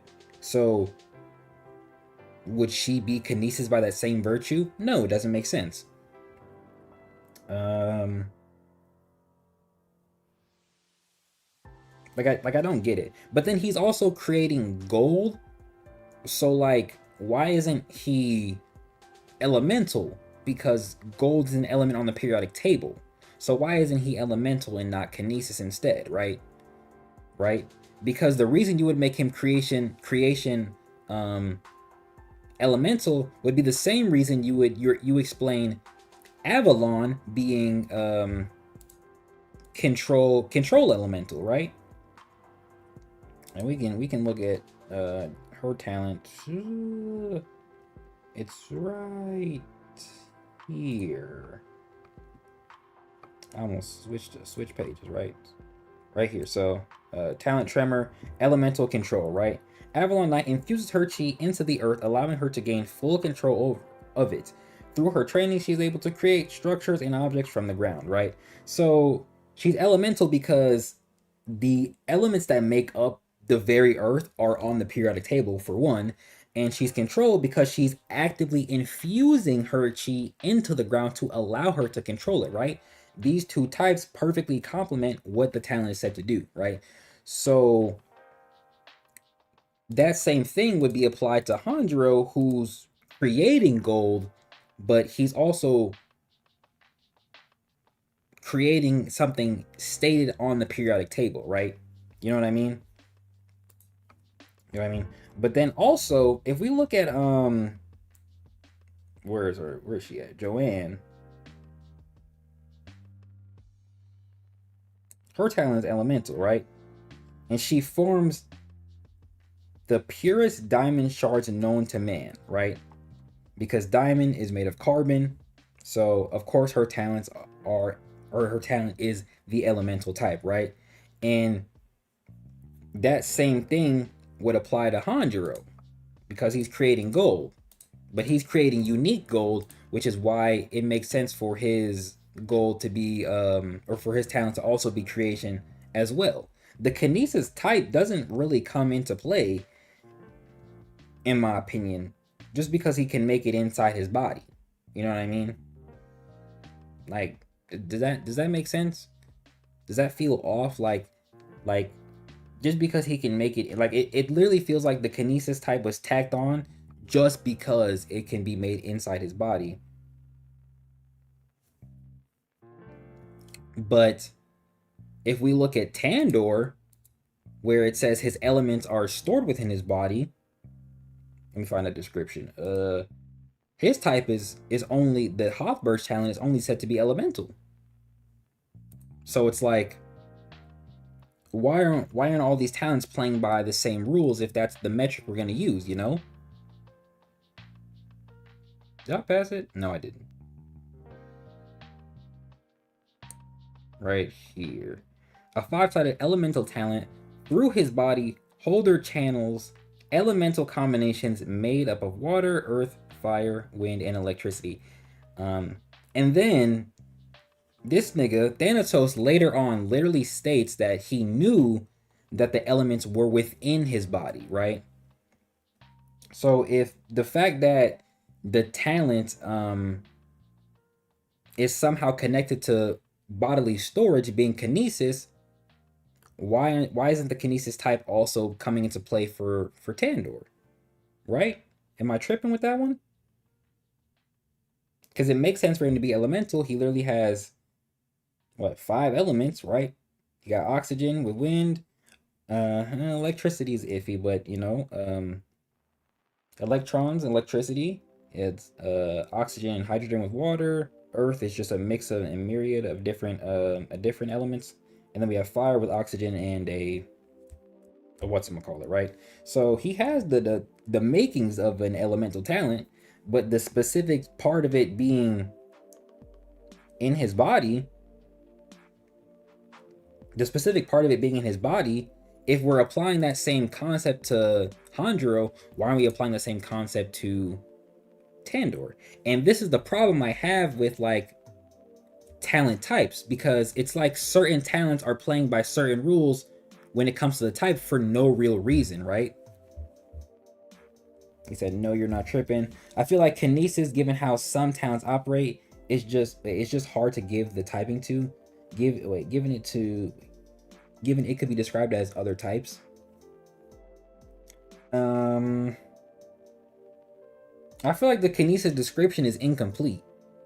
Like, or if it was stated to be like within the body, like if the talent storage, or like what the talent creates or it makes being within the body, were a part of the description, it would be a lot easier. So I feel like you have to follow the description for that, because if the description is what most people are relying on when they make talents, especially the creator, it would make sense for like somebody like Hanjiro. It would make sense for probably even like Lewis and Tandor to be kinesis users, because the bodily storage, or as well as the other guy, Johnelli, the bodily storage of the talent coming into play would make it kinesis, right? But that's not a part of the description fully, I should say. It's not a part of the description fully. But then we have somebody like Maraina, who she gains rotated bladed feet, which almost implies that this part of her body is now permanently changed, and it's just also kinesis now. Like, it's just kinesis. So if a permanent bodily change is also a part of the type, why isn't that a part of the description, right? It's like the description was made too early, or or somebody like her wasn't taken into account when it was made, basically, right? So like somebody like Farah and what's his name, or in Jack Reaper, were the only ones taken into account when somebody like when the type of description was made. Yet somebody like Janelli should just naturally be kinesis because of the way his talent operates, and it fits perfectly with the description. But again, Marina, she gains rotated and bladed feet, which should imply that her talent is a little bit more permanent in nature when it comes to her feet, right? The problem is we don't know that. Like, we don't really know that. Um, but even Andrea confirms that kinesis talents hurt. So like, if somebody like Lath is also kinesis because his arm was permanently changed, you could say that applies to Marina, which I feel like it makes sense, because before that happened, him being kinesis wouldn't make sense, right? It wouldn't make sense, which is also why Andrea was confused as to why he doesn't make armor out of it, because it seems to be durable, right? So if he can create something, he should be able to create something to fortify himself, but he doesn't need to, because his type is already doing that for him, right? If that makes sense, right? So, like, kinesis is just one of those types where I think it's one of the few types where like the description is just incomplete in a way where it doesn't properly fit with what's describing the talent for like certain characters, you know? I guess I don't think I worded that right, but like I think it feels incomplete, or it was made too soon, or it was made without taking into account like something like this, right? Something like this. Because I feel like every kinesis type thereafter is gonna be a little basic, whereas Marina, like her concept can be applied to Akimyo's knees, Akimyo's hands, Akimyo's fingernails, Akimyo's hair, like shins, like the permanent physical bodily change that would accompany a talent the moment it's activated, or the moment it exists, would fall into this type, and it would add to that sort of partial part of the verse just inherently looking different because of their talent, right? Of course, not all talents do that. It seems like even like a shift talent has the potential to permanently change a Kimyo, like with that lady from season 1 that was on Leo's squad when he was younger.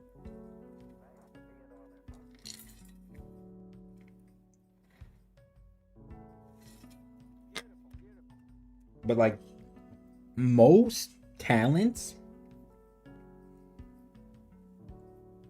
most of them don't really seem to give off that like permanent change. Most. I feel from like what we've really seen, and I'm really trying to think.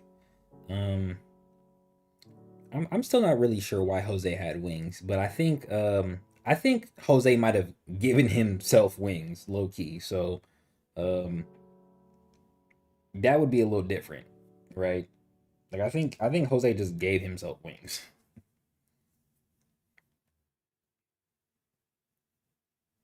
like low key. Internal body storage, bodily change, or the creation of structures using a substance within the body. The three principles of kinesis typing. I think that's perfect right there. I think that's perfect right there. So somebody like Lewis would like kinesis type sounds like a sister or cousin talent to shift or state talent from your explanation. Uh yeah, it's a little eh, eh. But the thing about kinesis in comparison to those is that the other types of, or the other talents of those two types, shift and state, are reversible, whereas kinesis is, in my opinion, feels more permanent, right? It feels more permanent, right? Outside of like, I think Farari would be the only example of a non-permanent thing, because her bones are in her body, right? But like the way I perceive Janelli and the creation of his metallic membrane, that feels more permanent. So it just doesn't go away, right? And especially with somebody like Marina, where it feels like her feet are permanent and it doesn't go away. And if we look at Late's improper mastery of his talent leading to the kinesis type, his arm is now permanently changed, right? So again, leading into the kinesis type, whereas a shift and a state user don't, more often than not, from what we've seen, they don't have that permanent change, that irreversible change, right? And we've only seen one example of that from my knowledge.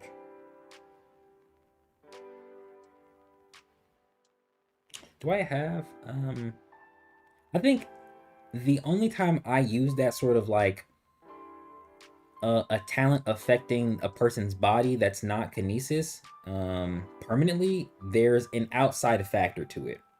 So for the clan I have, it is unstable chi, right?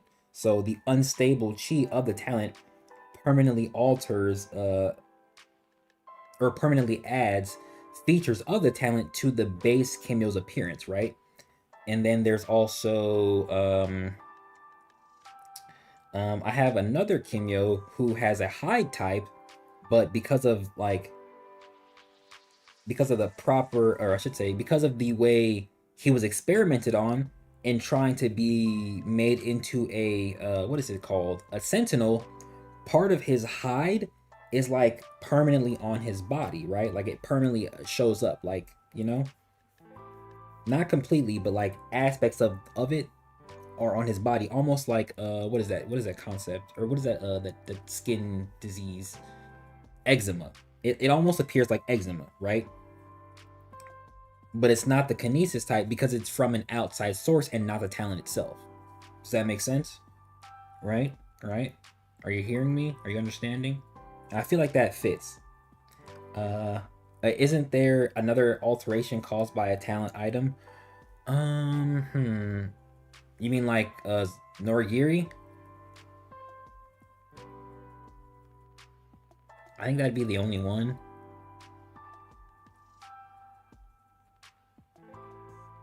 Because Ventra doesn't do anything. Andrea and her weapons are a unique thing.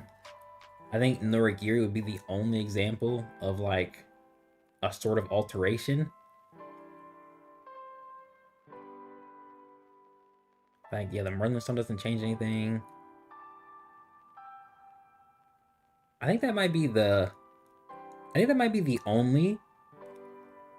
I think I should say I think those might be the only talent objects we've seen. Oh, no, because Heim is different too. Heim just completely replaces the talent, but it doesn't alter the Kimio in a physical sense, more of a metaphysical sense. Wasn't that only because she had cursed chi? Exactly.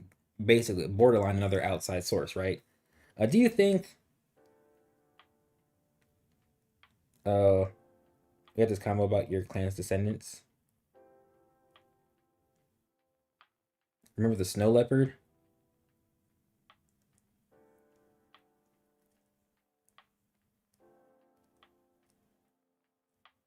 Oh, again, that was I think I know what you're talking about. But that would also still be a an outside source, right? It wouldn't be because of the talent itself. Because the outside source for that would have been Cursed Chi as well.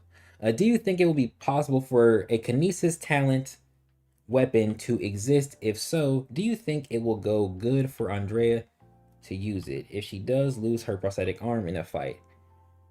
It just depends on how the talent works. If we're being real, um, I think the way that gauntlet is, you might even be able to say that's kinesis because like it feels like she can't take it off, and because she might not be able to take it off, it would almost work like how a kinesis, Maraina and Lath, how they have permanent changes to their bodies. Like I feel like it's somewhere aligned along the same thing, right?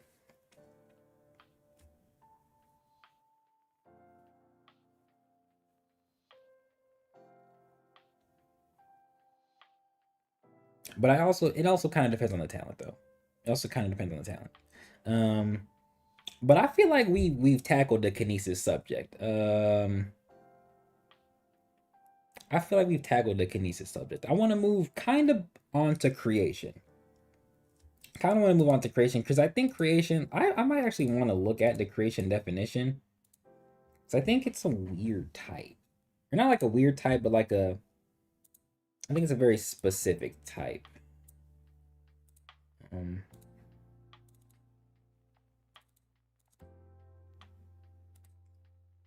but again, these are some of the problems I'm having with like talent types, right? Because I feel like some of the talents are just not the way they're being portrayed aren't properly represented with the type they're saying they are. But like examples of like talents that are like categorized really well. I know I talked about like Ilios and Rakash earlier, but like Tyson, like when I guessed Tyson was a power type, um, of course we already had like inklings of it being a power type based on who the concept was from. But like the way it was being described, it almost only made sense for it to be power.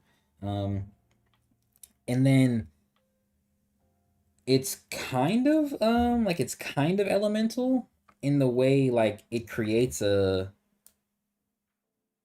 substance. You could almost say kinesis as well, but like not really.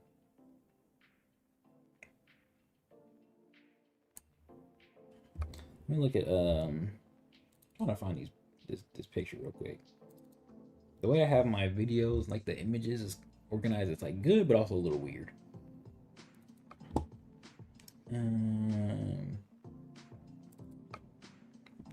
Okay, wait, that's not what I wanted. I wanted creation.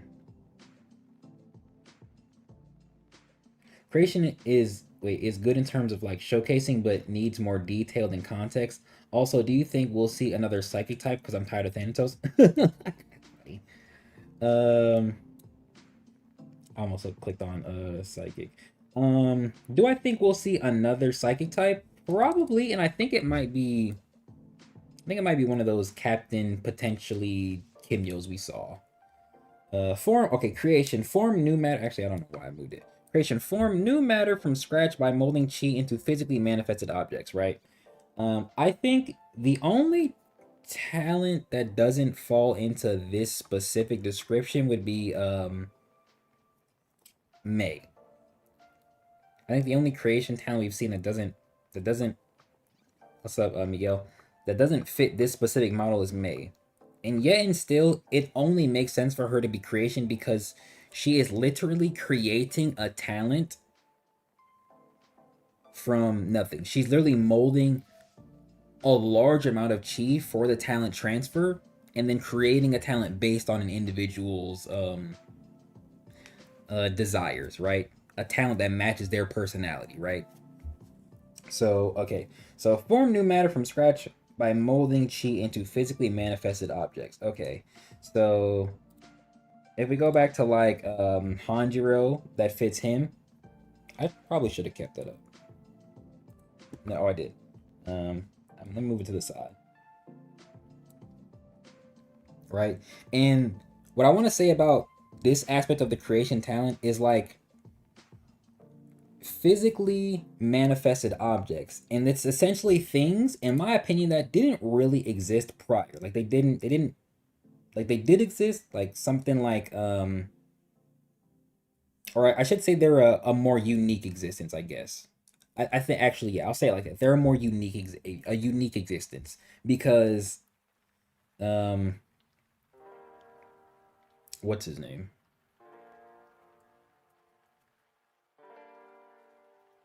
I don't remember what I was gonna say.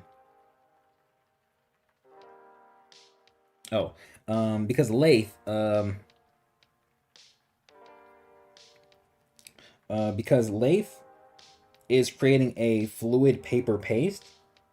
So he's literally taking chi, creating a physical thing in liquid form, and then also being able to turn it solid, right? So that's creation. So he's literally creating something from chi that is a unique sort of creation and is a unique existence from what he makes, right? And I feel like most creation talents follow that sort of like uniquely existing concept, right? If we look at Hanjiro and we look at Cass, Hanjiro is creating gauntlets from chi. Yes, they are made of gold, which should put them in the elemental category, but they also are a unique existence because each gauntlet has its own way of operation, right? I'll just put a picture of Hanjiro up. So this is I think this is the Lioness Gauntlet, and before he got the Chi Amp, it literally just delivered a specific bite to pressure points, right? Or to vital points, however it was described, right? But it's a unique existence because like if it didn't have the unique capacity to do that, it would just be a gauntlet made of gold, which would be elemental, which I again kind of coincides with him being elemental. But because it's a unique existence and a unique creation, it makes sense as to why the creation type can be given to him, right? And if we look at Cass is able to imbue his tattoos, physically existing ink matter that's on his body, imbue them with chi, and then take that and create a explosive that is the same shape of his tattoo, right? Not only is this like not reversible, right, but it is now a unique existence. It is explosive chi, right? I don't even think I need to explain that anymore, right? I feel like that concept is just, it should be simple to grasp, right? He's taking chi, funneling it into his tattoos, taking the ink, converting it into explosive chi, right? And this is why the tattoos eventually disappear, right? Because he has to get them redone. That means the ink itself is disappearing. The ink itself is becoming um explosive chi, right? Does that make sense? Right? Like we see the tattoo is still there, and he's able to create 3 stars, 3 explosive, basically 3 bombs in the shape of his tattoo, right? 3 things made from chi that can detonate. Does that make sense? And that's why he's a creation type, because he's creating something, but he's creating a unique existence, right? Or something, or I should say, he's creating something either from or with a unique property, right? What's another good creation type example? I think the only ones I want to use are ones from my story, so I'll do that instead. So I have a character, her name is Nikita, and she creates cats, right? But each cat has a unique attribute about it, right? She's literally taking chi, manifesting it um, in the same way that it's described by Azam, essentially creating something from nothing. Um, but that thing has a unique attribute or unique property, right? And so each cat has a distinct ability, right? It's a unique existence created from nothing, right? Um, I also have another character. Funnily enough, these are both creation support type characters. But I also have another character who can create 3 different types of flowers, all with their own properties, right? Like all with unique properties. Especially the second one, where it's a completely white, I think it's a hibiscus flower, that can literally shoot out like blinding white chi, right? Like, so she's not only creating something from chi, but she's creating something with a unique property, right? Um, you know what, May? I mean, it's not physical, but like May, yeah, May would fall into that as well, because she's creating something with a unique property, and it directly depends on the individual at that point, as opposed to her herself, right? So, so yeah, so like I feel like that's why a lot of like things that create, like elemental types that like basically create something, right? Um, they wouldn't necessarily be creation, because they're not forming something out of chi that has a unique property. Like even what's his name? Even Jamie Altham from season 1, Leo's mentor, created red silk like webs, right? So not only are they unique because they're red, but they also had the pound for pound strength of steel, while also having immense elasticity, right? So they're literally webs that are strong as shit, that he's completely conjuring out of chi, a new thing that didn't exist before, that is a unique creation in existence, right? I feel like that's a really good way to look at the creation type. I'm not gonna go over every type unless you guys want me to, like if you want me to help explain certain types, but I feel like that helps explain the creation type, right? A little bit better, and it helps it make a little bit more sense.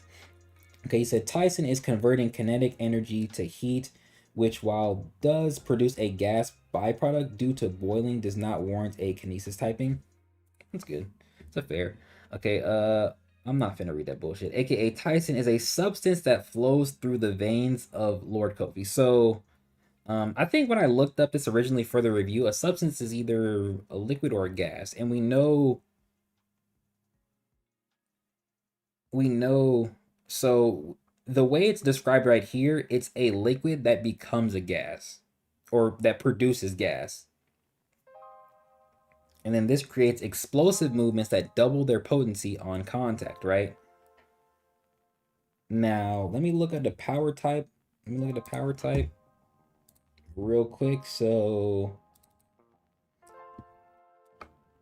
easily cause damage or destruction by explosive expression of chi manipulation, may also increase physical strength by great amounts.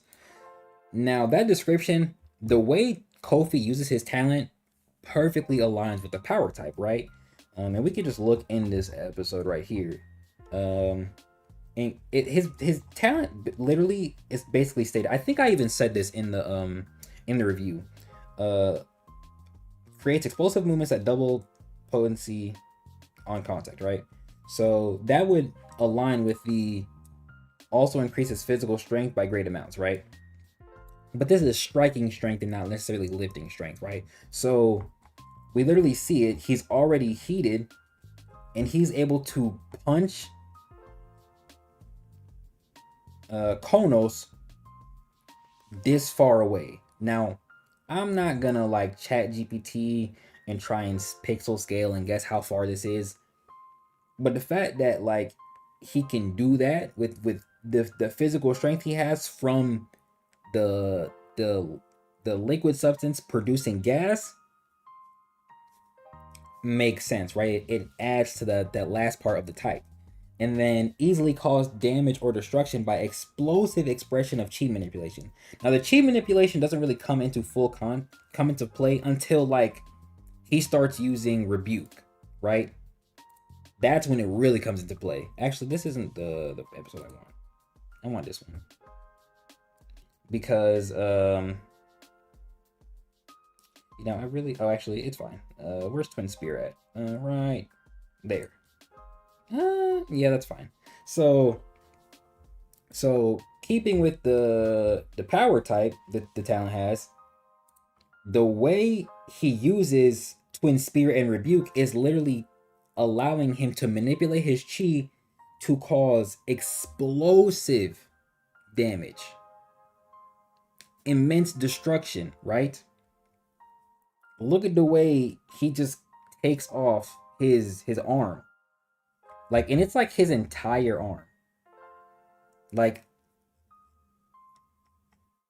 I know he basically severed it, but like, bro, like that shit flew off.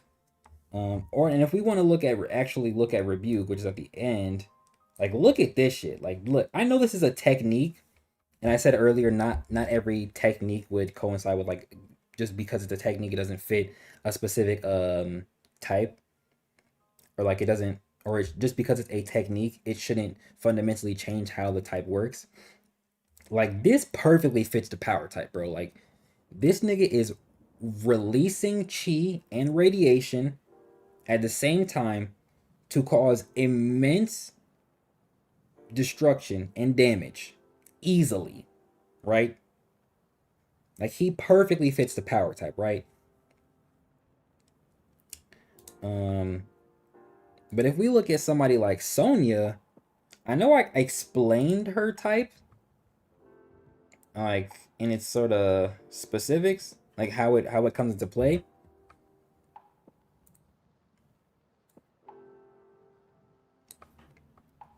And so like the warp aspect comes into the fact that she can literally switch places with the arrows and the seeds, right? So I know people were I remember it was a conversation. I think it might have been in a group chat where they were like, it feels like this part of the type was just thrown on there, which is kind of what I said earlier about I don't remember who.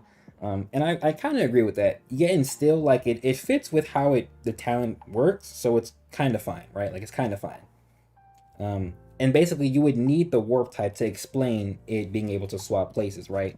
And I will come back to the warp type because I'm not done with this subject at all. I still have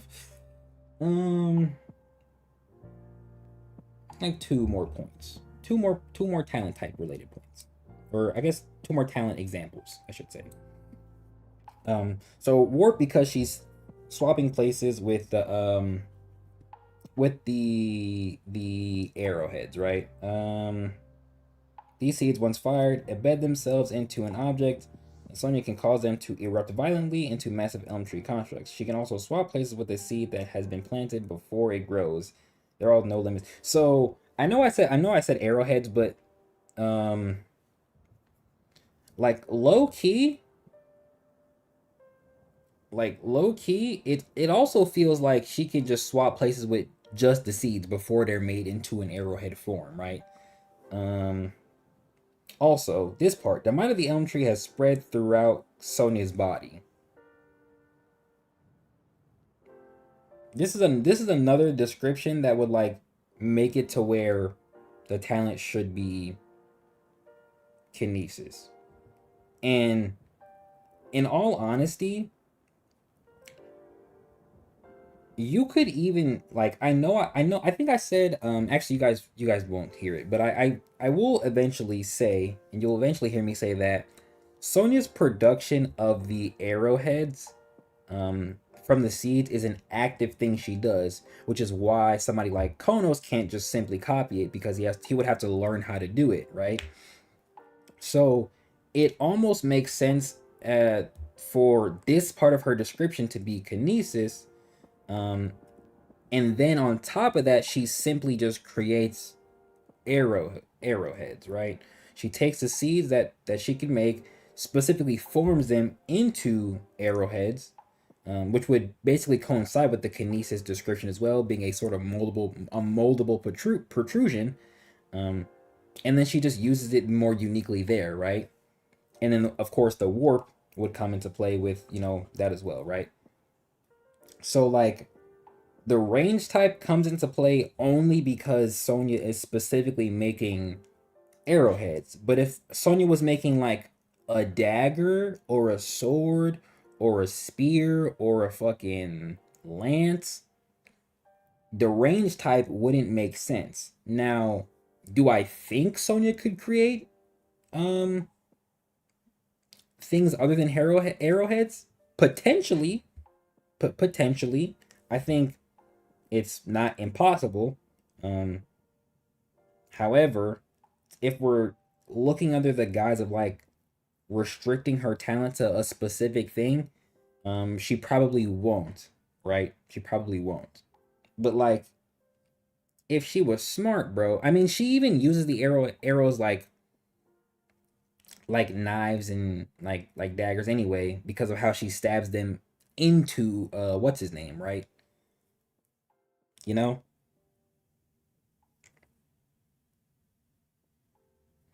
But I feel like this part, this part, like fits better with the kinesis type than the range type, because the range type is really only coming into play with the arrowheads.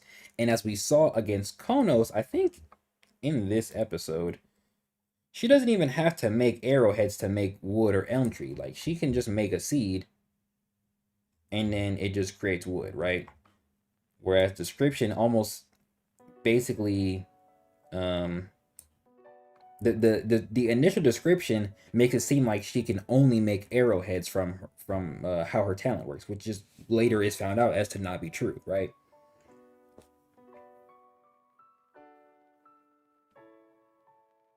This also wasn't true, by the way. I remember I said this later in the review, where she swaps with an arrow mid-air, so like it doesn't need to be planted. She just, maybe it's just more convenient that way, right? But this could also be like a sort of talent description type of I don't want to call it an error, but like I did say in the review that like talent descriptions can be initial things and then they can be expanded on later. So like even if it said something in the description, we see later on that like yes, part of the description comes into play, but like it's not the end all be all, right? Like with Sonya, she literally is able to swap places with an arrow that wasn't planted into anything. It was just sitting in the sky, right? It potentially keeping that same velocity and momentum from the initial shot, right? Yeah. Yeah. But like the way the wood and like the way the wood and thorns work, um that doesn't really add to any of the types. So the range slash kinesis, because I feel like this part could be allow it to be kinesis, especially with how we see her arms, bro. Like her fucking arms are green and her nails are red, bro. Like what are we talking about, bro? And we literally see it spread through. The bitch is making seeds from the palms of her hands, bro. Like this that shit I'm talking about, bro. This that shit I'm talking about. Like, come on. Like, look, she's sprouting seeds from her hands. That's not a kinesis type, nigga. Are we dead ass? That's a range type because she shoots arrows instead. Are you fucking kidding me, Brent? But anyway, I digress. Right?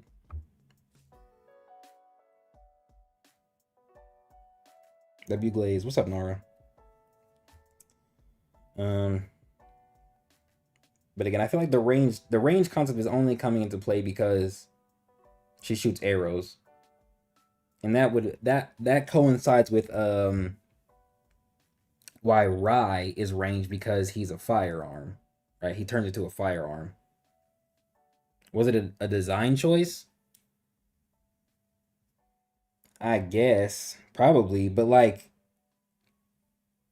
design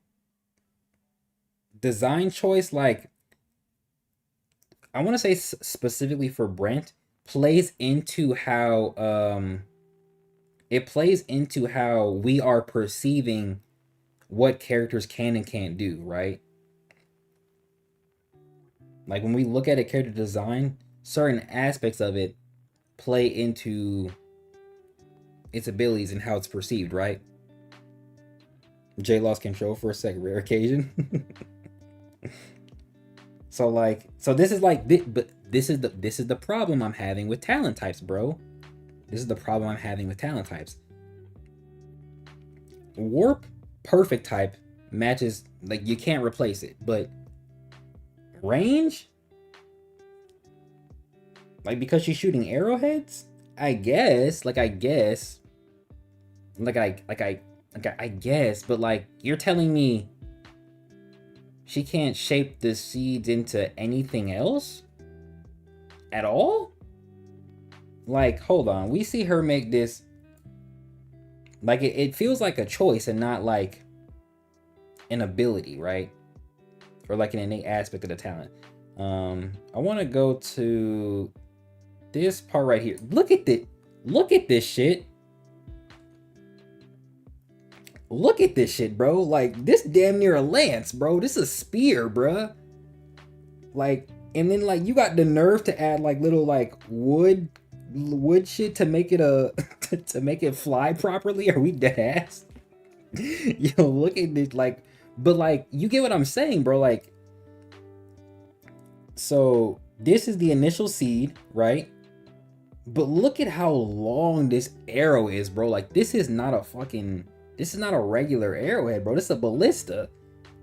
And it came from her arm. Like, look at this shit. It came from her arm. This is some Farah Ree shit, dead ass. This is the same shit we see Farah do in season 1. So like, you're telling me she can't like it's like the talent itself can only make arrows? I don't think that makes sense, bro. Like I don't think that makes sense. I think this is genuinely a user thing, right? This is a user thing. So she's choosing to use her talent with arrows, right? Maybe it's just easier for her. Maybe she used to do archery as a kid, so the individual aspects of her life are coming into play when using her talent. But to say this is range, when we see shit like this, and then we see shit like this, and then the description says this, I'm at a loss for words, because I don't get it. Like, I don't understand what all the categorizing factors are anymore. And when a nigga like me is confused, what does that say about the rest of the community, bro? Maybe I'm tweaking though. Maybe I'm reading too far into it. I might have a tendency to do that when it comes to Ordeal. So I could be tripping. But like I said, the warp talent type, it fits perfectly. But like range, it feels more of a choice as opposed to it being innately an aspect of the talent, right? Whereas like Rai is a range because he's literally a gun. Like he's literally a firearm that that is range oriented, right? It's not close. That's not a close quarters weapon. That's precision shooting, like the description says. Let me find it real quick. Precision shooting that can also be done by creating various forms of projectiles or projectile weapons, right? So again, this fits. I won't lie. This fits. Right? This fits. This would be one of those rare examples where like a third talent type, I can see it. But like realistically though, like dead ass, she can't make nothing, bruh. Like a and the fact that like hold on, the fact that the arrow, the seed goes from this size to where is it at? To like this size, bro. Like this is as big as her fucking hand. Actually, probably even bigger. So to say like a dagger couldn't even be made from the seed would just be disingenuous, because the regular arrows are probably as big as her hand actually. Especially if we look at this scene right here, but like that's before. Like this one, nigga, this is probably as big as her palm, bro. Or if we look at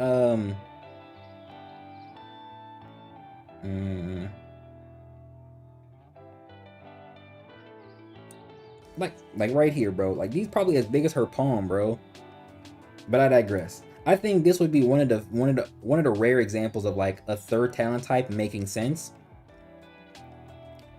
Only because it doesn't fundamentally change how the talent works. Right? Whereas I feel like if you apply the third type to damn near everything else, it fundamentally changes how the talent works, right? At a base level, right? But like the way the description and the way the description and the showcase are implied is like the talent only makes arrowheads, or arrows I should say. It only makes arrows, and it just so happens to like come from her body. Like it just so happens to be a part of her arms and fingernails, nigga. You know what I mean? I forgot the example I used earlier that also was like one of the rare, like if you added a third type it would make sense. But like these are the exceptions, not the rules. Like this isn't the, like just because 1 and 2 out of every other talent we've seen is that way, that doesn't make it the norm now, right? That makes it a rarity, and it doesn't counter the overall point I'm making, right? But I think we're done with Sonya. Because another example I want to use is Bonnie. I could also talk about Jose, but like I don't really want to. Let's go to season 2. I don't actually remember where her description is given. I think it's like not there. Might be here. Nah, it wouldn't be here. It'd be before this.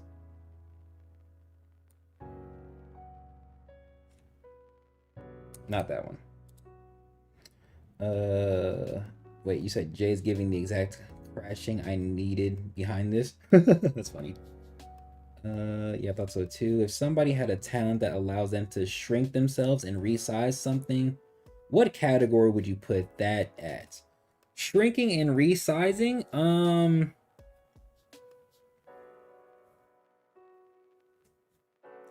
I'd probably do warp, because warp, let me actually have it pulled up. Warp is, where is it at? Warp is distorting matter, space, and time. So you'd be distorting your own body's matter, potentially even the space around you, depending on certain things. So shrinking and growing would be this right here, right? Or it should be. Nara, can you confirm that if you're still here? Does that make sense? Depending on the description, you could also, or like depending on the description, you could also say void. Void is one of the only types I feel like you can conceptually make it so that every type of talent can, like, or I should say every type of talent that can come from can come from a void. Essentially, this is the only talent type I think is essentially a cheat code or a it accesses it accesses a dimension that does this, right? Right.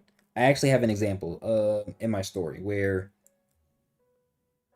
the Kimios are shift void, but the void connects them together. So it's one talent in three people, and then they each have a specific domain in the void that channels a different ability, right? And those abilities would basically be other talent types, right? Right. I made it with that, basically that distinct purpose, right? So if they weren't if it was three separate talents, it would be shift warp, or like shift I think shift void would still work for the other one, and then shift what's the last one, and then shift like elemental, right? But because the talents are hyper connected in such a way through another dimension,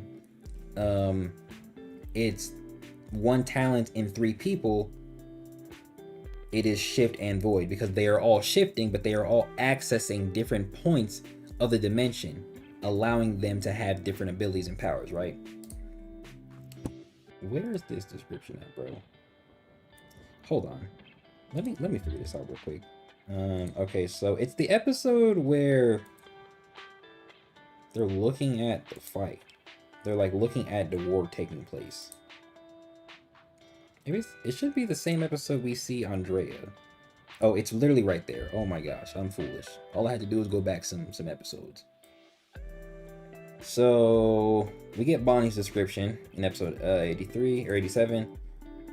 Bifrost. Bifrost is a talent attached to an ancient scepter named Heim. This is a cool concept. It connects with the first Kimyo who wields it, converting their talent to that of the Bifrost, which I think this concept is cool as a whole. This replaces the wielder's original talent. I think this is a cool concept. A talent, basically a talent object that houses a talent that once touched by a Kimyo. In my story, I use a human. But once an individual touches the object, it grants them the talent of the object, right? And then through the object, which is like the only I guess like caveat of the talent, is that you can only access the talent through that object, right? Which is for my character as well. So like Bonnie can only access the Bifrost when she's using Heim, like when she's channeling chi through Heim, right? And then it creates a portal on the ground, and bam. So my problem with Bonnie is the void type. I don't get it. I think the way her talent is shown, it makes more sense for it to be warp, because I feel like you would have to say that like the Bifrost itself, or like what would be seen as Bifrost, or like this portal right here, is coming from a different dimension. But as we see later, let me properly show. As we see later, it's literally connecting 2 points in space, which would be warp, right? Let me find a proper example though.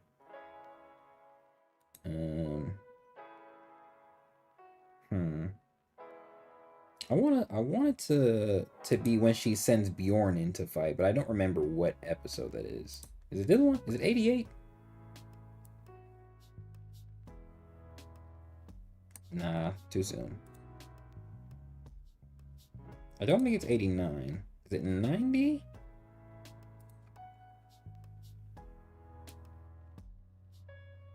Yes, okay, here. So the portal appears in the sky, right? Like nothing's there. Like he's looking up. This bro, what are you doing right now? You need to be fighting, yo. I know Ian going through it, but you need to be fighting. You looking up at the sky, praying for a miracle right now. Oh, but look what's about to happen. So the portal literally appears in the sky, in a point in space, right? Bjorn fucking drops down with the immortal hide, tall as hell. And then we see that portal appearing here. What's up, Nani? We see it appearing here. So, like, if the portal is connecting and showing up in 2 points in space, how is it void? Like, where's the dimensional aspect come into play, right? Like, it makes more sense for the way the talent is shown to be warp. Because the description of warp is, where'd it go? Where'd I just have it at? Distort matter, space, or time, right? So we know the eye of time would be warp because it has a capacity to distort time. So Bonnie should be warp because she should be distorting space, right? Creating the portals, right? Literally creating the portal on the ground on thin air, and it literally appearing in a different point in space, right? Distorting the space in that specific area to create a portal that connects two areas. I feel like the only way you could really explain it being void would be that the portals themselves are coming from a different dimension. And her initial description doesn't actually explain why it would be void or support. By the way, like her, this, what we doing right now? Are we looking at, talents with, either, I'd say right now we're looking at talents with improper talent types. So, this description doesn't even explain why these are her talent types. So we see later why. Like, the support aspect would come into play because she can send people to various locations. She can, I know we see her later on. She can create various portals to block damage, basically, in front of her with, like, the Titan generals that were, like, shooting at her. Even something like this where she literally allows Shay to see into the ground from the point in the air, basically, right? But nigga, she dead ass FaceTimes Bjorn. Like she FaceTimes this nigga. She creates a portal by her head that's also by Bjorn's head. And these niggas are talking through the portal. So, like, if that's not like warp, where she's literally distorting that specific area in space, connecting it to another area in space, the only way you can describe the way the portals work is that they just come from a different dimension. But, like, her description doesn't explain that. So, like, the way it works, and, like, how it can be used support oriented, I can understand that. But the void type, like, I'm not seeing it. Like, I'm not really seeing it. Like, I'm not like, I feel blind. You know what I mean? You know? Am I missing something though with that? But, like, again, the description literally doesn't give us anything on how the talent actually works, bro. Like, it really doesn't. Like, outside of it changing the user's original talent, mind you, we don't even know what her original talent is, but that doesn't matter. The fact that, like, the description itself doesn't actually give us, like, a showcase for why it's at least this type, or I should say, the description doesn't give us an understanding as to why it's this type as opposed to this type, because, like, this is useful. Like, this is useful as fuck. She just distorted the ground, like, the floorboards of the house, created this portal so that Shay could understand war, like, so that he could see war, right? And then, of course, later she literally sends Bjorn into the battle. Like, this nigga saw this big ass portal, hopped his ass in it like it's a Mario tunnel or a pipe, right? So this is useful. This is beneficial because it benefits others and not just the user, which is not necessarily what the support type is description distinctly is, but that's more or less what it does. Like the fact that the talent helps others and not just yourself, or doesn't prioritize yourself, is why it would be something like support, right? But Void, like, is Bifrost a separate dimension that these portals exist in, and then she channels them through? Like, like she channels it through, and then they appear. You know what I mean? I can see why it's Void, but support kind of iffy on, because with that logic, Engai Mickey should be Warp and Void.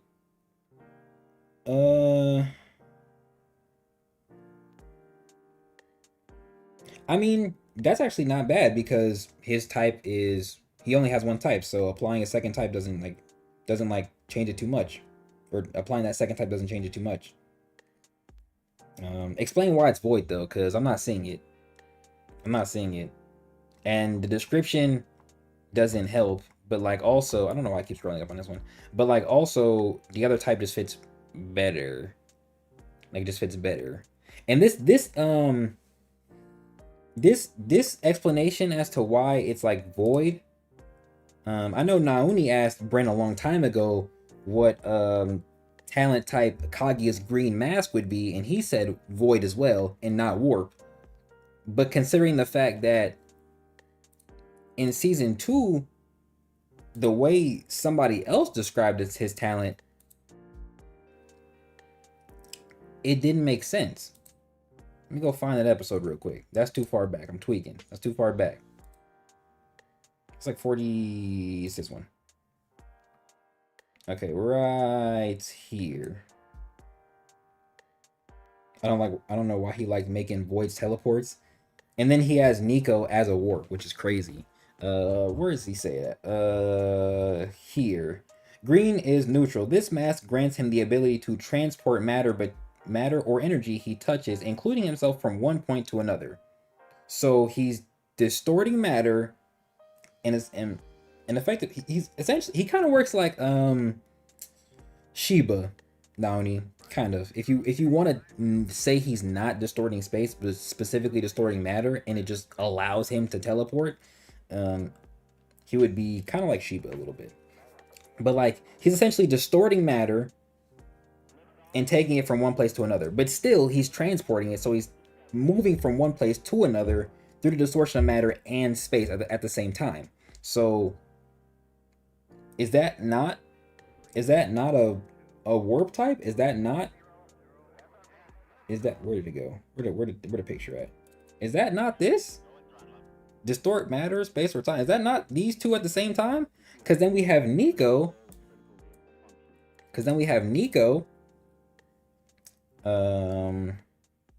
Should be like right here, maybe? Here. In her description is said to be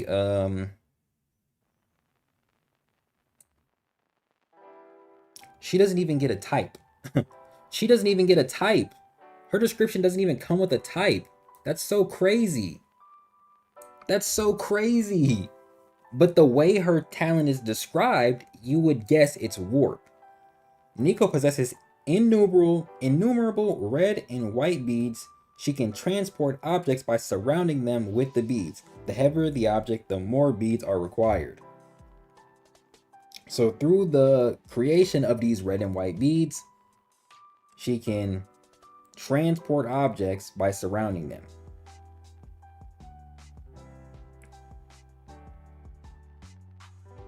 Is that not warp? Is that not like a distortion of space, even momentarily? Am I tripping, bro? Let me look up the definition of distort real quick. Really need Brent to explain why he chose void or warp for these. Yeah, bro. We need to have a sit down with that nigga, man. What was that? I need another thought process for these talents. Like, for some of these talents, the way he described his initial thought process for Bjorn in the Immortal Hide, which I talked about earlier. Like I'm like, he's he's saying one thing and then showing another. You know what I mean? And not just what's crazy is that that applies to not just the talents, the talent types, the descriptions. It applies to the writing as well in the showcases as well. Like, how are you saying one thing and doing a completely different thing? You're not showing what you're saying, bro. I'm not understanding it. Like, are you aware that that's what's happening? Like, are we aware of this? The act of twisting or altering something out of its true, natural, or original state. The act of distorting. A lack of proportionality in an image resulting from defects? That's interesting. I mean, actually, you're twisting of something out of its natural or normal shape. Um, Specifically with space, that fit with like this. Well, yeah, like the showcase, like right here. Even if it's momentarily and like this shit goes back, like this space is literally being distorted to look like this now, bro. Twisting might be a bit overzealous, but you get the idea. Transport matter and energy he touches, and then again, she doesn't even get a description, which is crazy because everybody else in the episode, I said the description. Everybody else gets a type. She doesn't get a type, but everybody else gets a type. Shift power, elemental control, kinesis, creation, elemental, and void. Why didn't she get a type, bro? This nigga Brent don't like Nico, bro. This nigga Brent don't like Nico. He made her useless. And this is why niggas call her Uber Heart, bro. This is exactly why. Because this nigga just does not like her.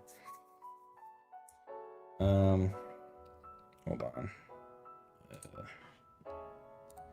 But I think I can just end that section right there. But to sum it up, more often than not,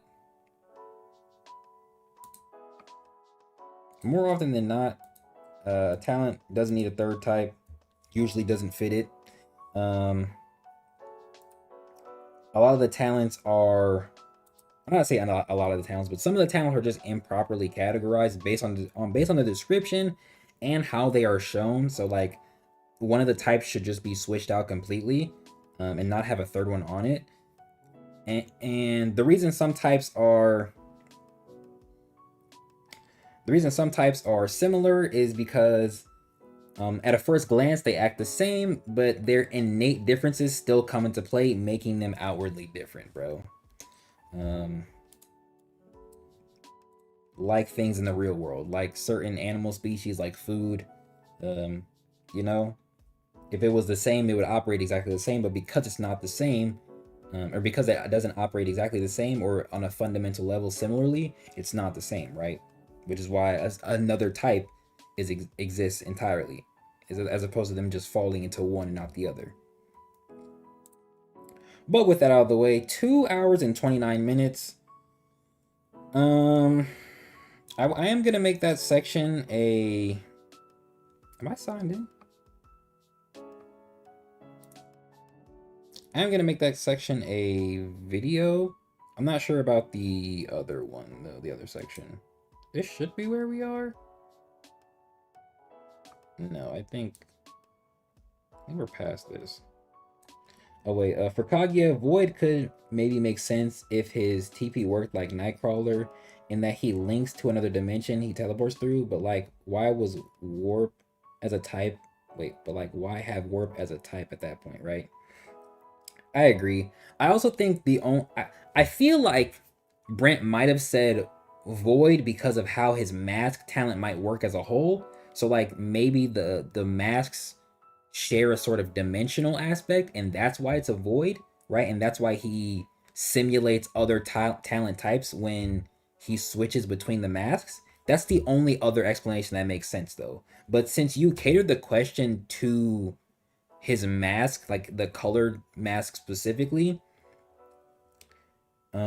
He might have like kind of understood it as more of Kaguya's talent as a whole and not necessarily the green mask and still answered void.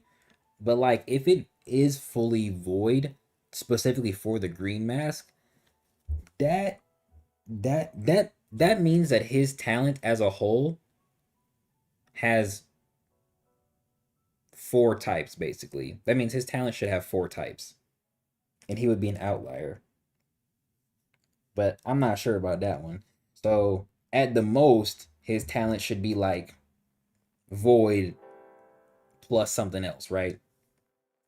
And maybe the combination of those two types help explain, what the black mask can do, right?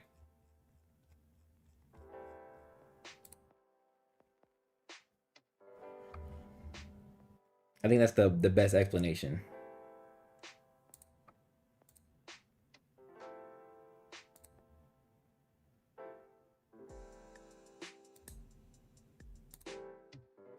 Oh, that confused me for a second. I think it's 62 to 65 today. Yeah, shorten it. Oh, 66, okay. I didn't even say anything about the mask. He specifically brought up green mask out of nowhere. I just asked for an example of a void. That's funny. He was like, oh, you mean this one? And pointed at it. But if that is true, that just means that Kagi is probably one of the only characters who has more than one or more than two talent types.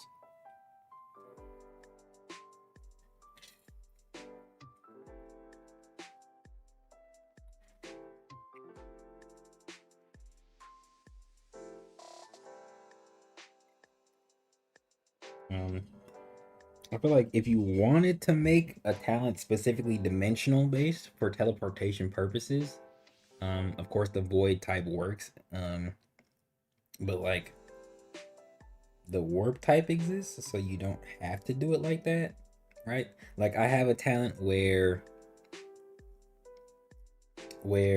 I should say like the talent I brought up earlier where the three Kimyos share one large talent that they all access through a void, but like one of them in particular, he can specifically enter and exit from his part of the void, right? And so he can enter and exit within a very specific vicinity, right? So that's why he would be void and not specifically warp, because he's literally entering and exiting another dimension that he can still see and be aware of what's going on in the main dimension, right? Our dimension, right? So that's why he would be void and not warp. But like somebody like Nico, Kaguya, and Bonnie, they should all just be warp and not void, unless specifically they are accessing a different dimension when the talent when the talent or when the ability is activated. But like the way basically all of them are shown, that's not happening. The only one I can really see it for is of course Kagi, because of potentially how all of his masks work, but also potentially Bonnie because of actually I could also see it for Nico, if you wanted to say that for whatever reason her beads are being pulled from a dimension, right? And that's why she has an infinite number of them, because they're being pulled from a dimension. But again, she didn't even get a type to begin with, so you know. But I feel like that's why those are the issues I have with talent types, and like also I guess descriptions by proxy, because some descriptions don't sort of reinforce the types they have, um, or they outwardly lean towards a completely different type as a whole, basically. And then the showcase with the talent also does that as well. But again, that was my 2 hour 35 minute ordeal segment for today.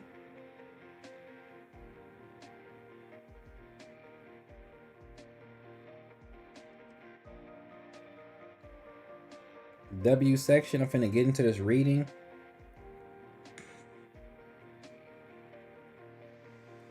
Cause I look at the group chat real quick. Whoa! Let me just hit one of these big ones.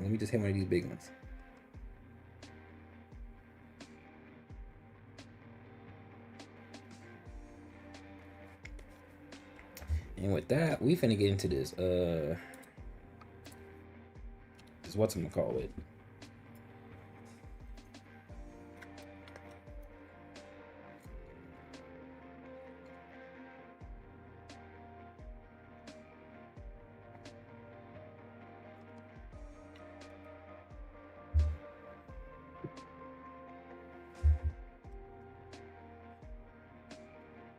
Are we on chapter 62? Quick recap.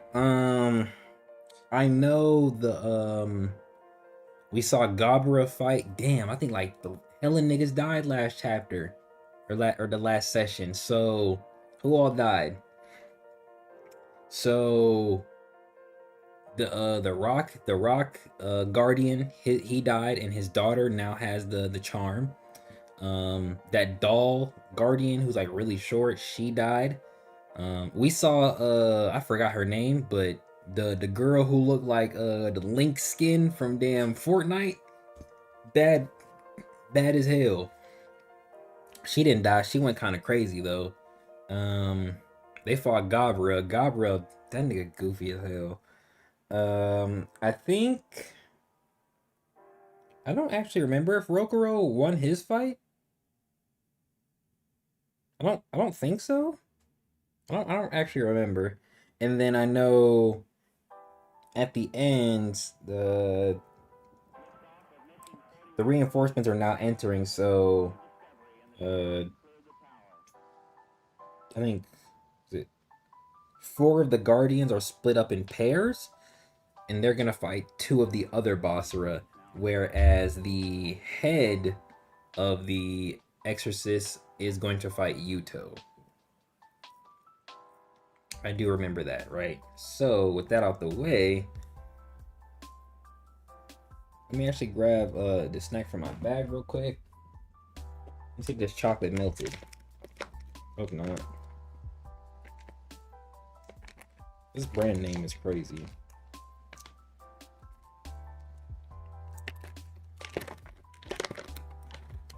Okay, doesn't feel like the chocolate melted. That's great. I'm gonna eat some of my granola bites real quick.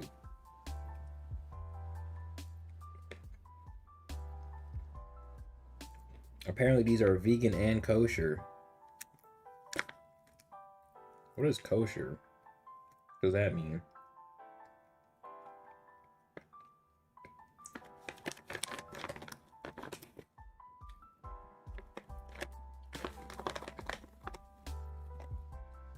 My apologies. I'm fucking these up right now.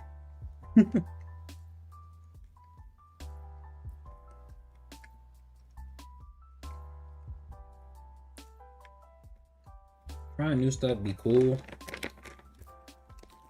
until you try it and it's ass. And then people wonder why you stick to like the shit you eat regularly, you know? Immediately after the simultaneous 5-pronged attack,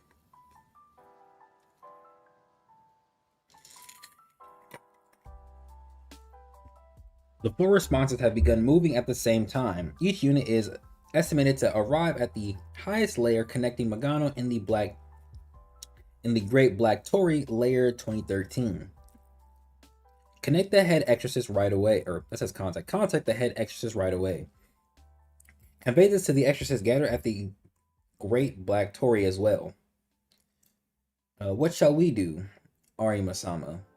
Commanding in an emergency. Who the hell are they? Twins with 2 different hairstyles. Okay, and you see how they got their shit swayed to different sides? Anyway. Snap? Is this a flashback? Have the lower rank units on duty return immediately. Oh, this is him transmitting shit. I can't even speak. Transmitting his voice. They got this nigga on a FaceTime audio call. Yo, they got this nigga on a FaceTime audio call. No camera on. You see how it says sound only? Alright, I'm done.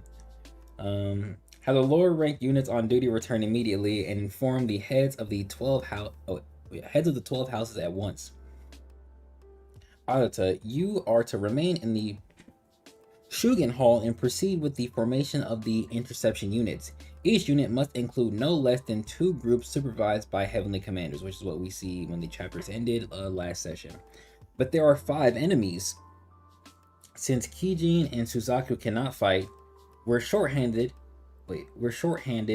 If I stay behind as well, I will make up for the rest. What? Absolutely not. For you to partake in combat in this situation. Actually, where are you right now? Don't tell me you're heading toward the Great Black Tory. And look at this nigga. He said, nope, took off. He been took off. This nigga got a crazy distance to go, but at the same exact time, look at the height on bro. Gosh. Pulled up clean as hell. Look at the landing. This is how you gotta land from a great height. Maybe you don't want to put your head that far to the ground, though. Landed. He said, I'm already there. He said, nope. Jumped off from the ledge. One whole leap. Landed immediately. No, I'm already here, gang. He is here. He's here. Where are the enemies located? There are currently 2 known locations. Depth 1986, where 3rd ranked Basara Gabara and the group under the Iori house initiated combat. Squads 1 and 2 are the Zeze house and squad 1 of the Sada house were deployed to assist them 4 minutes 30 seconds ago. And Depth 2007, where Enmadu's team encountered 5th ranked Basara Shiromi while retreating. That is, it's where your son, Tsuchimikado Artimori Sama, is there. Of course, that is not all that is important. We also need to lay down the last line of defense in Depth 2013. I've assigned Squad 1 of the Asukami house with such a task, but at this moment, the emergencies needed to be dealt with immediately are in Depth 2013, Depth 2007, and Depth 1986, 3 in total. What will you do, Arimatan? Look at the double spread. This is clean. Depth 2013, Tsujimikado Arima single-handedly intercepts Ichika Yuto as he reached the highest layer. These niggas both got like cape shits. This nigga think he Emma Frost with his fit. Let me stop. This is the first time I get to meet and talk with you, Ichika Yuto-kun. Amazing, it's really you. Head of the look at why he shaking like that. This nigga's so excited. Head of the Exorcist Tsuchimikado Arima. Legitimate successor of Dujimaru, who was solely entrusted with Abe no Seime's will and enchanted powers. That true power of yours is touted to be the absolute strongest among the successive head exorcists. It's truly the best of the best. W glaze. That's how you glaze. Look at this nigga wilding out. Such a magnificent person. Oh, percentage. Such a magnificent. Wow, I cannot say that word. Magnificent personage. I don't know why they said it like that. You're standing here before me on this day so that you can die by my hand. Oh, jeez. You're quite a loudmouth kid, aren't you? Can't even see what he's saying right here. Something of those worthless fools would make when they find out you died. I look forward to it. Really, look forward to it. Will you shut up? The hell is happening?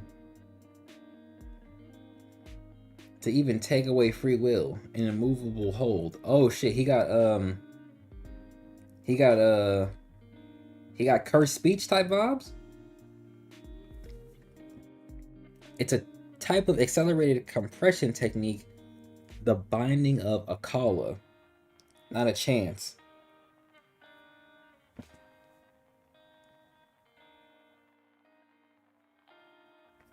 The ascetic now unravels the binding rope, setting the entire Sanzu path aflame. Doing his chant. Using something like a punishment for kids. That's just a technique used for discipline, isn't it? He read my lip movements while I was chanting in 1/60th of the second and found a way to unravel the binding hold. 1/60th of a second? And look up how fast it is.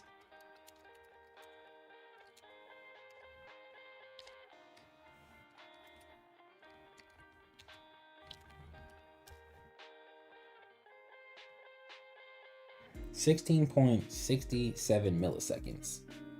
Wild.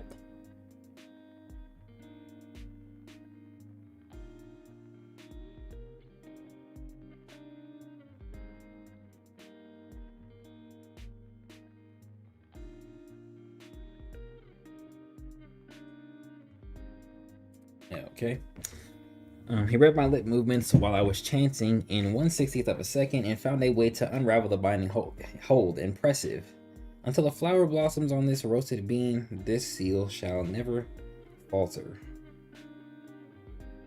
Oh, fuck. This is crazy. Type of Iron Maiden type vibes. Closing in on these niggas. You see these fat ass thorns right here? Slam. If thou continue to clear away prayers to the current of the river, thou shalt not ascend to the gods above the clouds. He broke out of it easily, by the way, completely unharmed and unfazed, no damage. Hey, Arima-san. So this nigga reversed it. Are you perhaps underestimating me? A reversal spell? So he destroyed it and reversed it. Damn. What? And then it just disappeared? Ha ha ha, you got me. Oh, I'm not finna read all this, by the way. I'll stop all this half-hearted teasing then. Oh, so he pulling out a super chant. He pulling out a super chant. Look at how long this shit is. Tengu? Is he summoning? Oh, hell no. 125,500 in total. All of the Tengu arrived to scatter demons at their will? Hell no. So this nigga did do a chant and summon all these niggas at once. Some of these designs are clean though, like this one and this one. Kind of vibe with this one in the back. No hate to Brent, but like if he did some shit like this, these niggas will all look the same. I'll do my best to tease you wholeheartedly. How annoying. Oh, this is wow. How annoying. Depth 2007 in Amadu House versus Shiromi. Okay, so they haven't beat him yet. Pretty sure he got stabbed, right? And Amadu-kun. Don't get too cocky, Twin Star. No. And Madu Rokuro. The reason you've survived for this long is because of the fact that you're one of the Twin Star Exorcists.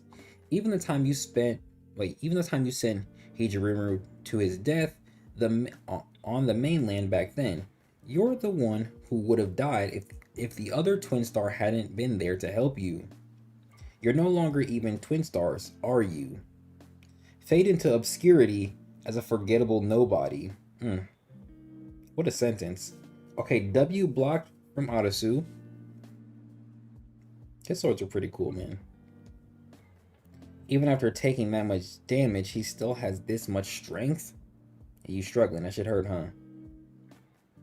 Mori, I won't let you torment Madu any further than this.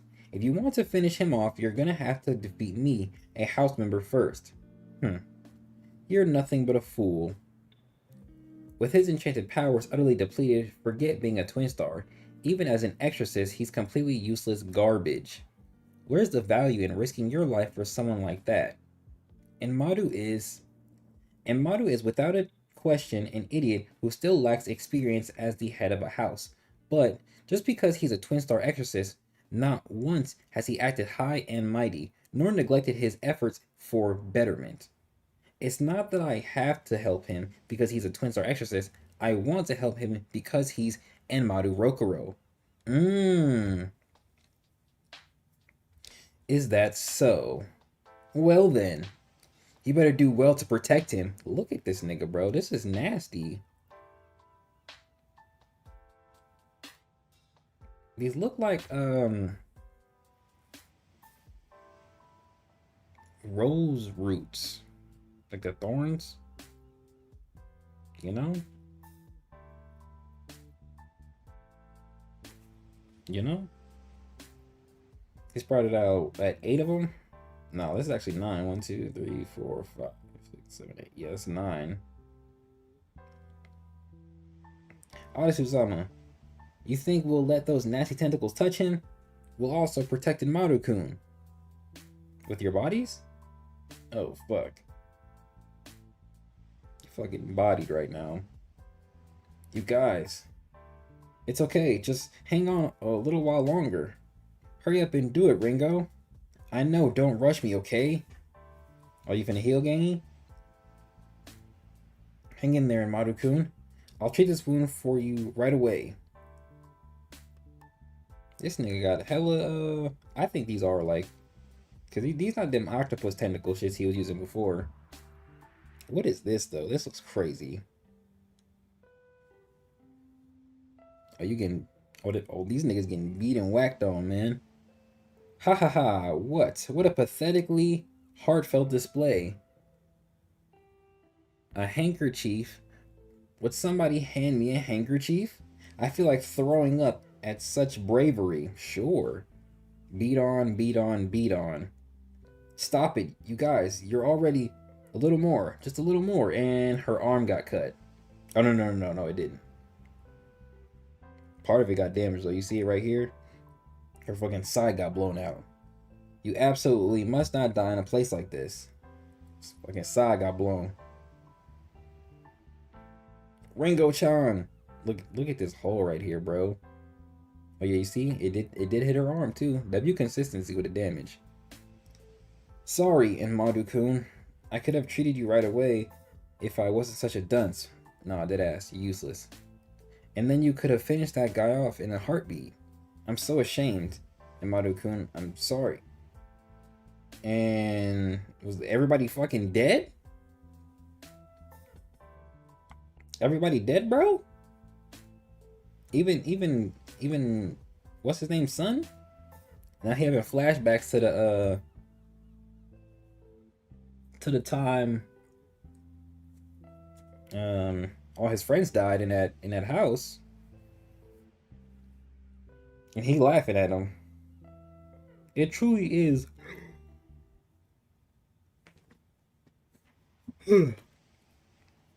excuse me. It truly is baffling. Why do you not see that there is no option other than annihilation? It's clear that everything you've done until now was all useless. He finna lock in. Just wait. Are you stupid or something?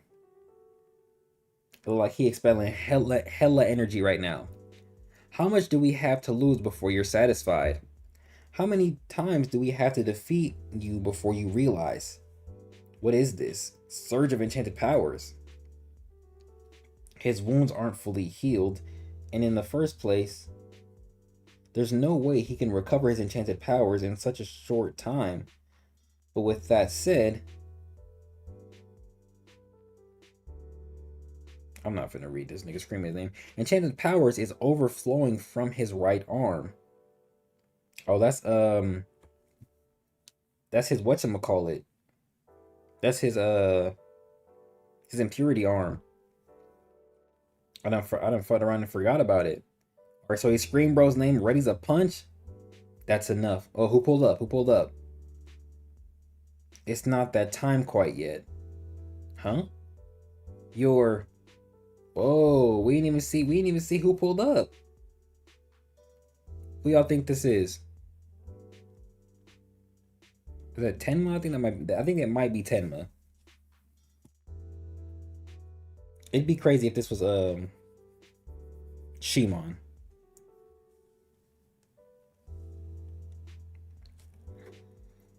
Who could it be though? There's no way this is what's her name. Alright, we had depth 1986 with Sada Sakura, baddie. Kurozu Danma, Iori Shizuru, awaiting assistance after their fight against Gabara. Okay, I'll raise a barrier here in the meantime while we wait for help. I won't leave you guys here. Oh, hell no. Who pulled up on her? Wait. Oh, no. Somebody pulled up on her. She turned around, but we going to depth 2009 with it. With Shioji heading toward depth 2013 alone during the invasion. Onward to the location of the barrier. All right, who pulled up on him? Who the fuck is that? Oh? Like I said, I don't want to fight. This is depth 2010. And against you of all people. Yo, who the fuck are these silhouettes, bro? These are not the whatchamacallits. These are not the whatchamacallits, bro. The reinforcements.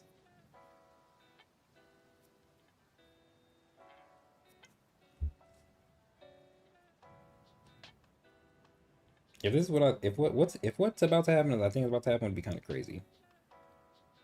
Okay, so the what are they, Tengu? Arima-san, are you perhaps... At this moment, the emergencies needed to be dealt with immediately are in depth 2013, depth 2007, and depth 1986, 3 in total. Arima-sama, don't forget about us. No. The Kasukami house is on standby until the next interception team arrives. I want you to let me handle the current situation. What? What do you mean?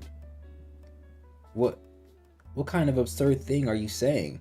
Don't tell me you plan to go fight on your own. That nigga just hung up? So what now? Why do you have a screw through your noggin, bruh? Which layer do you plan on heading towards? He's gonna go to all of them. I fucking knew it.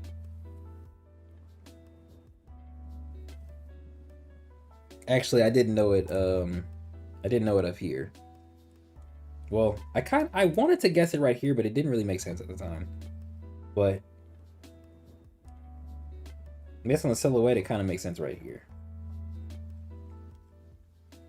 And I guess assuming, looking at this right before I scroll down, that's when it would happen. Why? All of them, of course. You got Shadow Clone Jutsu? How you did that? How you did that? Are you perhaps a Shikigami? So who did he pull up on? Ding ding ding. This is similar to Miku-san's Mystic Equip, although the likeness isn't exactly the same. But I can buy some time until preparations are in order. Oh, okay, so Miku was the girl that died last reading session, and she could clone herself too. So where's the real him at, is the question. Where's the real him? If even this is a Shikigami, where's the real him? Is it this version? Have you lost your mind? Bought some time against me? Just you, a Shikigami no less. Don't flatter yourself. You spec. A Shikigami is a worthy opponent for the likes of you. These niggas make the weirdest faces, bro. Look at how excited he is and look at how seductive he look. I hate it. Arima-sama went all by himself? Seriously, that guy. Doesn't that mean we have no part in this then? If that's the case, I'm grateful. Now, which level did Arima-sama really go off to? Depth 2007, he said. That's where Rokuro is. Okay, so the real one is with Rokuro. Okay, that was my guess. This is most unsettling. First off, I'll take care of everyone's wounds. You should be able to make a full recovery in 30 minutes. Dad? I'm sorry. I tried my best, but I was completely useless and couldn't protect anyone at all. Good grief. Just fucking threw him. He just dropped him. Rokuro-kun, look after Arasu-kun and the others for me. And do not leave that barrier under any circumstances. You understand?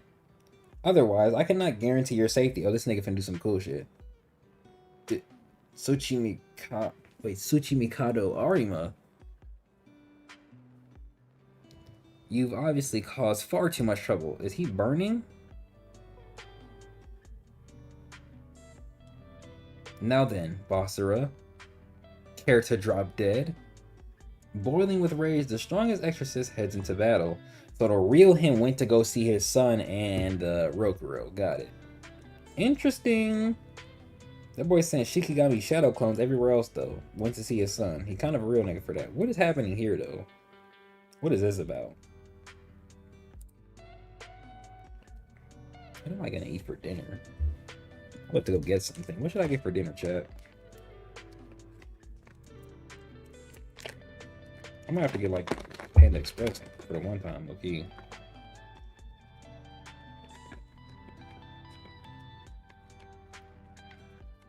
Yeah, look at me. I want like sesame seed or orange chicken with some cool ass rice.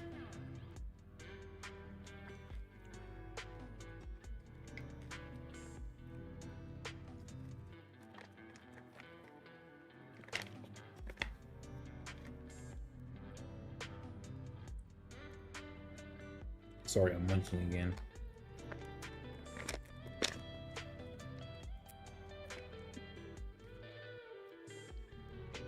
Alright, chapter 63, Reason to Fight, Reason to Die. Welcome to Wonderland. Now it's showtime. I was literally going to type Chinese. Yeah, I might just have to go to Panda Express, bro. W non-authentic Chinese food. It's gonna get the job done, though. It's going to get the job done. I haven't been there in a while, so I look, don't remember how to order. And you know I'm going through the drive-thru. I'm finna get out. Hopefully I'm done before they close, though. Alright. You're the head exorcist. Oh, you made Chinese yesterday? W Chinese food, man.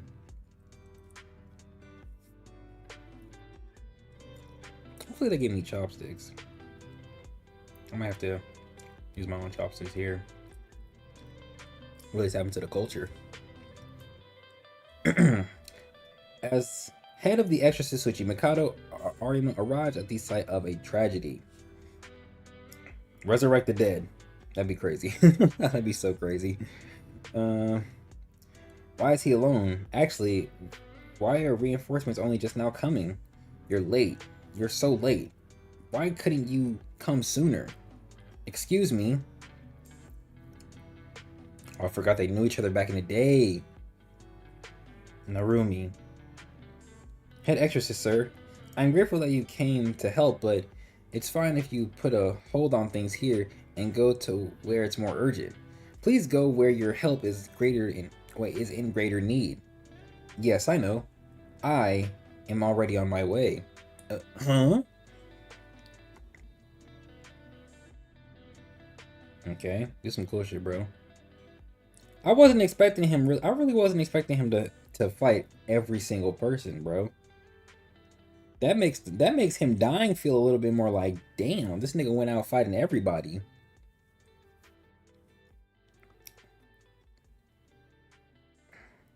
This like zombie clone, this like zombie shit is so nasty. I hate it.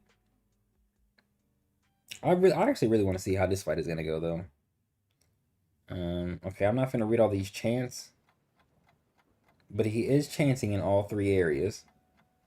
Right, so I should say maybe all four areas. 1, 2, 3, yeah, 4 areas maybe. I won't let them do as they please any longer. This can't be. The head exorcist himself appears in person? Press forward, my legion of the dead. Our victory is certain once we destroy the head exorcist, Shioji declared. Sky Cutter? Whoa, this is cool as shit. This nigga look like, is it Guile? From Street Fighter? Let me show y'all guys from Street Fighter real quick. Street Fighter 6. I like going to the Street Fighter 6 website because I like the way they did their I like the way they did the characters in that website. I'm not gonna get the new character. She's actually crazy. Shout out shout out Atlanta. Hold up. Let's really hold up. Wait. Let's take a quick intermission with it. Let's take a quick intermission with it. Okay, who did I say he looked like? Guile? Where's Guile at? Yeah, with his wind ability, can we see it? No, I was looking more for this shit. Wait. Nah. Like you see how the wind is literally on his forearms? That's exactly what Arima looks like right there. Oh, we can look at this too actually.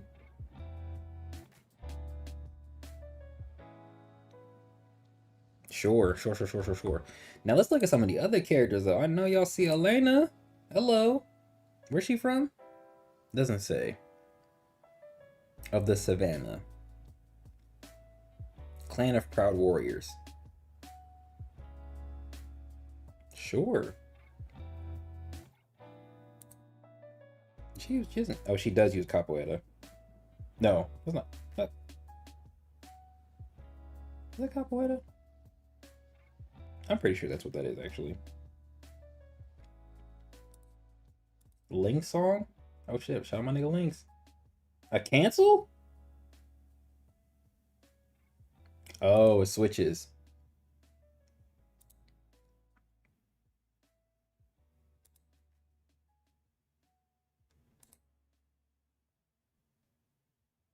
Shout out my nigga Links.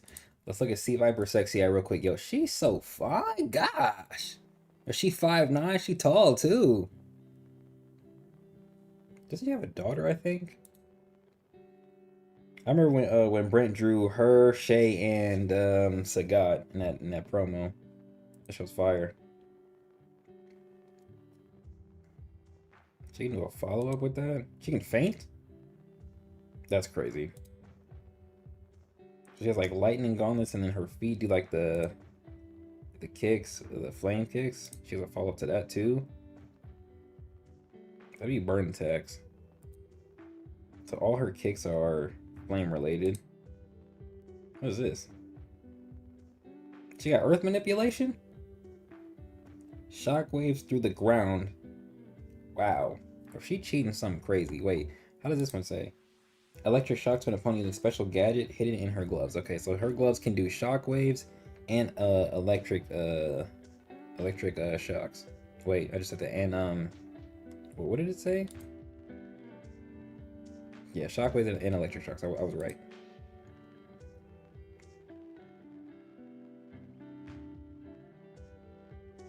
That's not even the ultra, bro. That's crazy.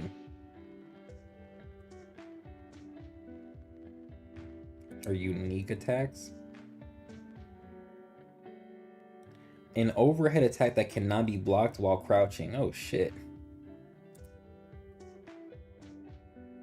A long-reaching attack that hits multiple times. So you can get a quick 2 kicks in. So you can just jump high as shit. Sure.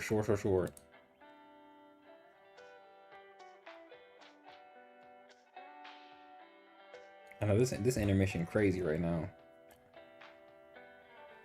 Alright, let me look at yo, this character is fucking crazy, bro. Oh, she's not in the game yet, so she don't got a list.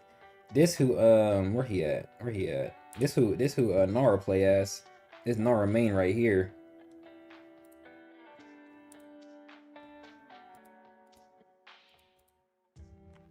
That's Nara main right there. Where my main at? Yeah, yo, Big Kuma.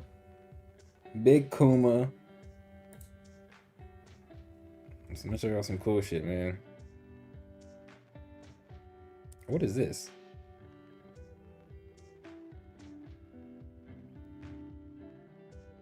Oh, this is the normal one, but this is the... Oh. So that's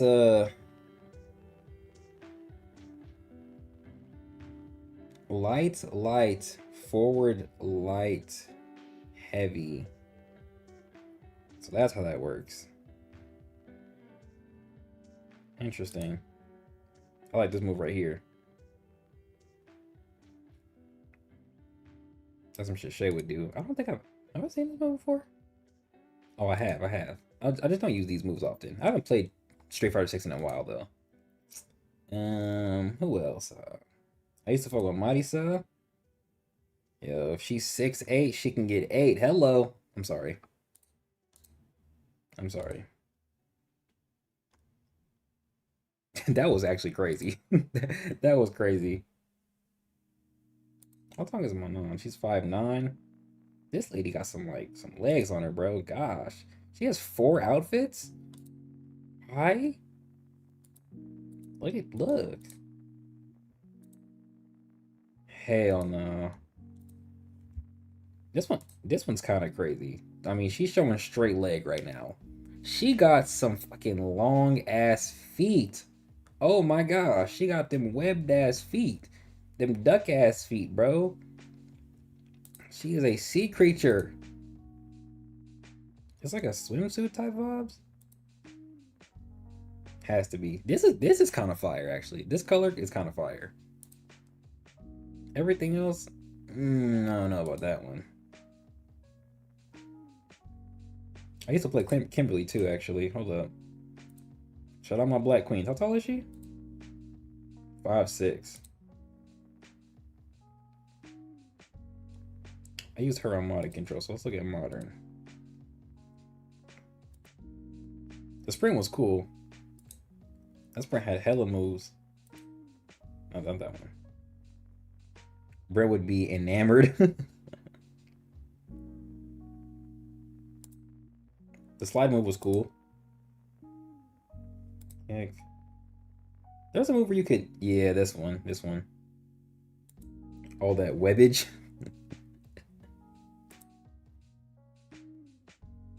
Yeah. I liked her moves, kid. Nah, I use the auto combos though. Do they show it? Probably don't. They probably don't. Well, they do actually. I use the... I don't know why they did that.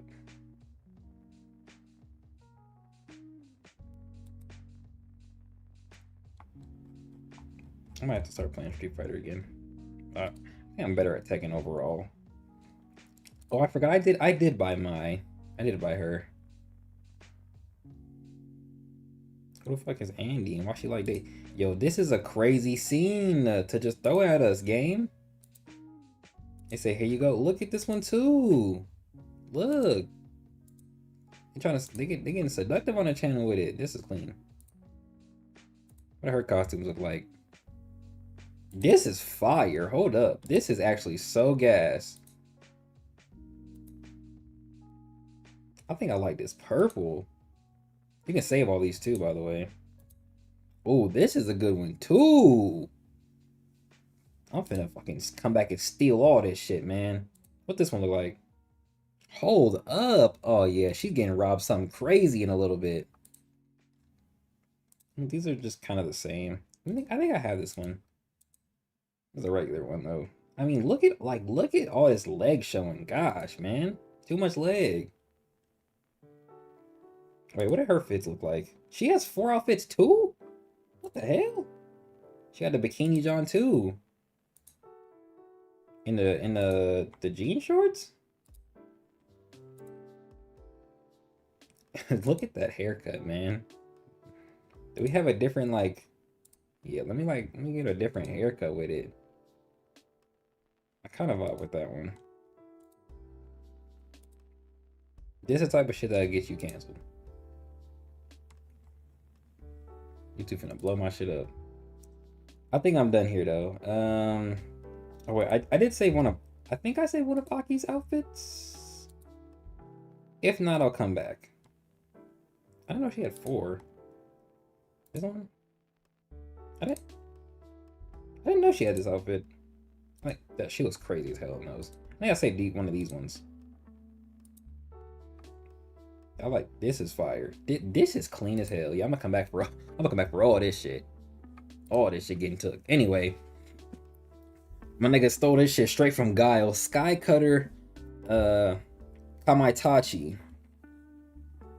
Damn, look at the speed blitz. Oh my gosh, he really is Guile.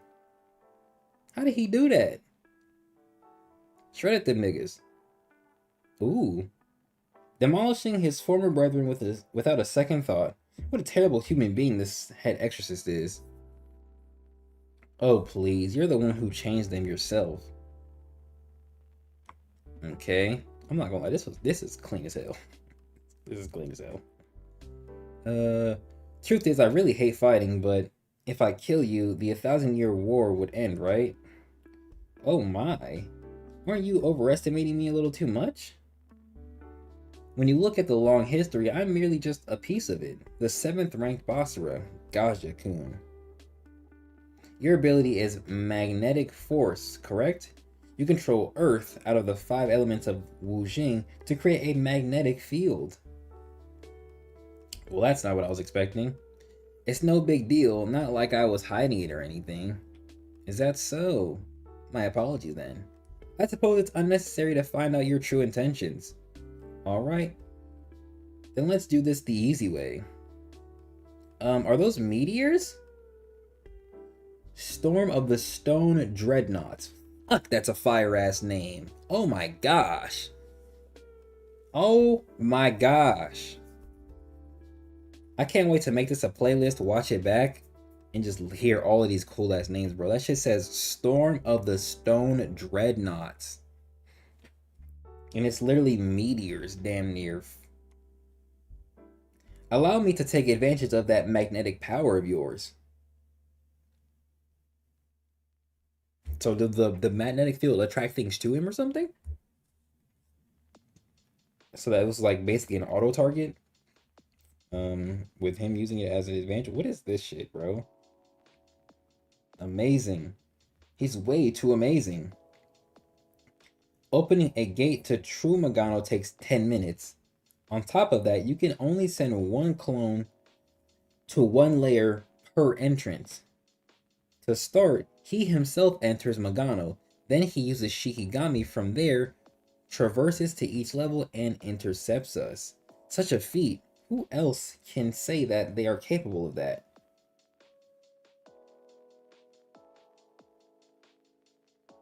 Oh, so you can, wow, so you can only enter Magano in 10-minute intervals, bro. So if I go in, the next niggas have, like, and nobody else goes in after or like with me, the next niggas that go in have to wait 10 minutes. But he entered by himself and then sent Shikigami of himself to other areas. That's so crazy. Actually, it said per layer, right? That you can only send one clone to one level per entrance. Interesting. Marvelous. Truly an exceptional talent you only see once in 1,000 years. Whatever would, though, wait, whatever, why is my Steam open? I was playing Rivals earlier, that's why. Anyway, whatever would those mites left on the island do if such an esteemed person died? I wonder. This nigga, is he burning? Like, what's happening to him? Head Exorcist? Absolutely unforgivable. Okay, he sent out his little arm extensions. Good grief, using such a simple attack after getting so worked up. You cannot put a single scratch on me. Had to talk to him slow. Oh, he really can. Them shit's moving around him. He got too much aura. I have no taste for picking on the weak, but due to the situation, I can't say I'll overlook it if you choose to stand down either. If you do some cool shit. So fight distastefully to your last breath like the impurity you are. The 37th head of the Exorcist Tsuchimikado Arima shall take you on with all his spirit and enchantments. Why you? Don't underestimate me. He going crazy. He going crazy with his arm extensions. He just formed a dust cloud. He finna get snuck from the rear. That'd be reaction speed though. I think another one's chasing him. Wait, my defeat may be inevitable, but if you only consider the amount of power I have left... Wait, my defeat may be inevitable if you only consider the amount of power I have left. However, the surrounding environment gives me the upper hand. Oh, you finna act like Spider-Man, nigga? With my ability to transform my physical form at will, all the blind spots in this layer work in my favor. Interesting. So you just zigzagging, warping around with these arm extensions, huh? I see. That may be so. In that case, this advantageous position simply needs to be wiped out. Okay. Okay, what the hell is that? Fire Realm Vajrapani Prime Subjugation Grand Spell?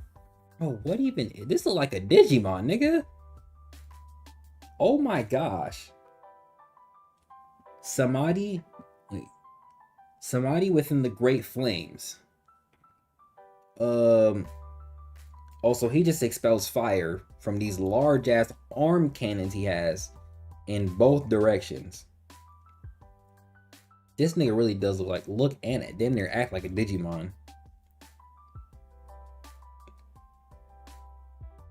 Crazy. Cool double spread them, by the way. Crazy. I wonder if I have a... I'm gonna leave this alone. That's a clean design. I'm gonna leave your design alone, bro.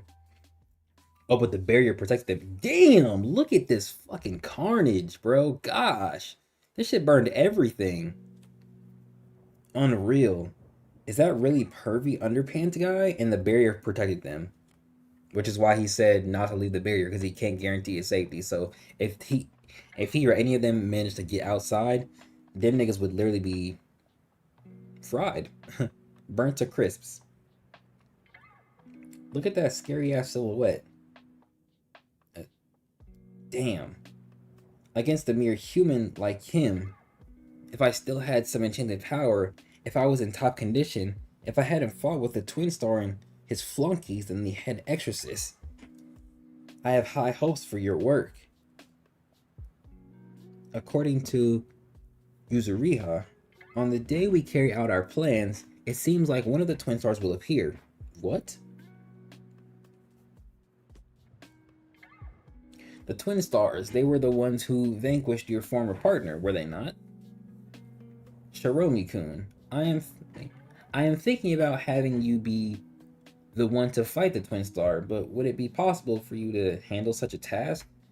Just who do you think you're asking? Some spineless human? I don't intend on handing this opportunity over to another impurity. That is highly promising. I have high hopes for your work. Okay, you remembered the moment right before this shit happened. Okay. I see. They are similar, the head Exorcist and the child called Arimori. I heard that the head Exorcist has a child, but Tsuchimikado Arima and Arimori, were they parent and child? If that's the case, then did the head Exorcist, did he charge into battle regardless of danger just so he could save his own child? W dead. Did Sakanoshi know that the Twin Star and the head Exorcist child were both in the same team?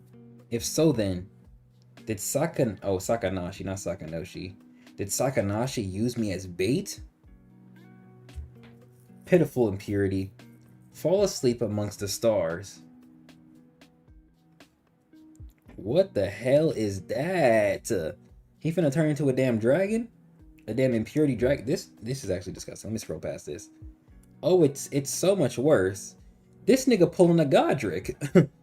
He was he was Godric before Godric. Look at this. The one who will be sleeping is you. This nigga done made an amalgamation arm, dragon, tongue, eyeball shit. Oh, and he's right here on top of it. Like, or is he in its mouth? Oh, he might be. He might be like somewhere in its jaw. Its mouth got kind of long right there. Oh yeah, he is. Well done, 5th ranked Basara Shiromi. I'm not one to forget strong impurities. Glacial purge of Mahara Rava? Mahararava. What a name. So he just froze him and broke free? Do you like, oh, this nigga put, whoa, I missed it. So he froze so the ice is like slowly going up the dude's arm, and we literally see a cluster of ice where he was at, and a giant icicle at the end where his body is. That's crazy. And he's bleeding because of it now. The hell? What the hell is this ill treatment? Say, head exorcist. To you guys, humanity is in the right. Do you really believe that? We were created at your own convenience, imprisoned at your own convenience, and now you take away our lives at your own convenience. Shut your bitch ass up. Trying to be all, what is the word I'm looking for? Introspective and shit. Who decided that human life is the side that's worth protecting? If it weren't for you lot, this whole conflict would never have happened in the first place. Just how arrogant can you humans be? The scourge upon the world is all you're doing. I certainly can't argue with that. Everything is as you say.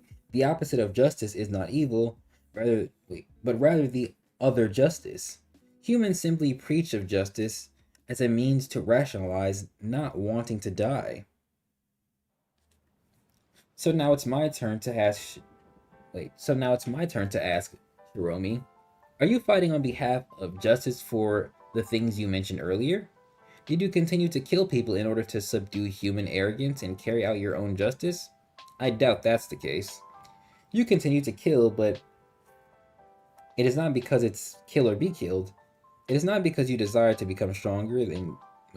Is it not because you desire to become stronger than you are now? Or is it simply because it distracts you from boredom? Or is it something else? Nevertheless, it is the same for me. I raise my fist on behalf of my despicable greed. The greed of someone weak who does not want to lose anything important. Okay. There is only one reason for you to die here and now. If I don't kill my opponent, then the weight of what will be lost would be just a bit more for me than it would be for you. Ha! That's nothing but a delusional fallacy you're spewing out. Delusional fallacy. What a term. There's not a single thing for me to lose once I'm beaten. Just before my demise, Hijirimaru evolved as an impurity. Oh, this is his demise. Just before his demise, Hijirimaru evolved as an impurity after losing Higano. Why didn't that happen with me? You didn't take in any energy, bitch. Those feelings I harbored at that time, I wonder what they were exactly. If I understood that, then would I have also been able to become stronger by fighting for something? I don't get it. Well, even if I did understand it, nothing can return to the way it is. Oh, that says the way it was. Why am I so dyslexic, bro? Nothing can return to the way it was. Look at this nigga extra froze, bitch. Made an example of him. Is something wrong? Oh, wait, master. Is something wrong? You look troubled at the moment. Yes. Why did Arima-sama go to Rokurohan's location? And he went there personally instead of sending a Shikigami, no less. Huh? Isn't it because his son is on Rokuro's team? That would be the obvious reason if you consider it in ordinary terms. But Arima-sama is quite calm in that circumstance. Unless he absolutely needs to, he is not one to do something like have his emotions influence his actions. There must have been something more. Was it perhaps because he foresaw the future and acted accordingly? And this nigga just got... You get slashed? What the fuck was that? Hello? Am I tripping? Can he see the future?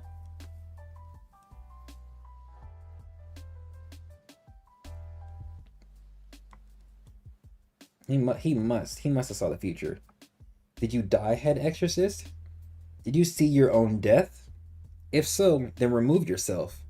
I am not inclined to confront a corpse. Oh, this nigga aura farming. This nigga clean as shit though. Hold up. Hold up. Look at him. Oh my goodness. This nigga got so much aura. What's with this guy? I've met my fair share of ridiculously strong guys up until now, but this guy, he's on a whole other level. A twin star. This nigga is aura farming something beautiful. Oh my gosh, I just saw their own deaths too. Fuck. What was that? You're rather immature. Do you find scaring children enjoyable? Oh, he reversed it onto him, and look at him activating his Conqueror's Haki and reflecting it too, slashing at him. Striking with bloodlust is child's play at best. He kind of felt that a little bit. Striking with bloodlust. Okay, hold up. Let me go back and... So he walked in, aura farmed, and struck with bloodlust, and the nigga literally felt him get slashed across his body. And then he looked at them and did the same shit where he took off their heads. And then he said, you know what, bitch? Just quit playing this game. And he did it to him too. Striking with bloodlust is child's play at best. I'm a very busy man, Sakanashi. So this is why he came to the lower level where Rokuro was at. Which means that, what's his name? The dude he just killed was right. He did get used as bait. So if you only... Wait. Oh, really? So if you only came here to play, may I suggest you run along home? Very well, it seems I have no choice but to go home after I dispose of you. Top versus top, an inevitable fight to the death. Interesting. Are we like halfway through? Yeah, we're more than halfway.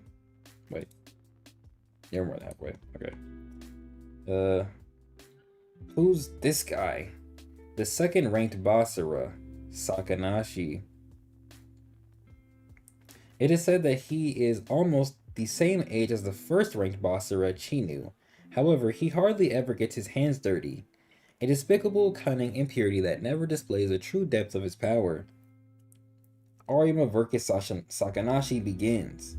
Spare me such words, head exorcist. Look at the spread, gosh. Where even are we right now? If you flatter me like that, I'll get embarrassed. None of that was meant to be a compliment. You're still as careless as ever. The careless one is you. You were shamefully drawn toward the bait I laid out for you. After all, you're still a father, head exorcist. What? Even though he was worn out from his battle with a twin star, exercising one Basara is no easy task. You must have spent at least 30% of your total power. Today marks the end of Tsuchimikado Island. This nigga face right here in this panel, where's my mouse at? Devastating. This shit has me shook. Look at the way the panel looks on YouTube. Oh my gosh, this shit is beautiful. This shit is beautiful. He used 20 to 30% of his power killing that other Basara.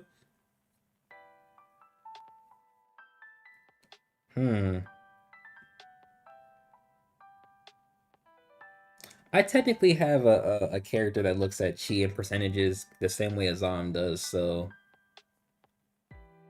I mean it'll be something else I also use with other characters, but the concept was basically introduced with an antagonist, so in my story.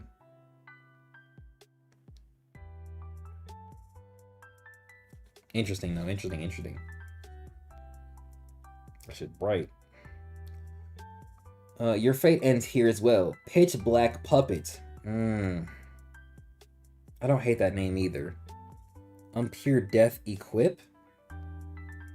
Interesting. What the hell is this? Shall we? Oh, whoa! Hey, let me take a sip of water before I before I dissect what I just saw. Let me hydrate real quick, because that was crazy.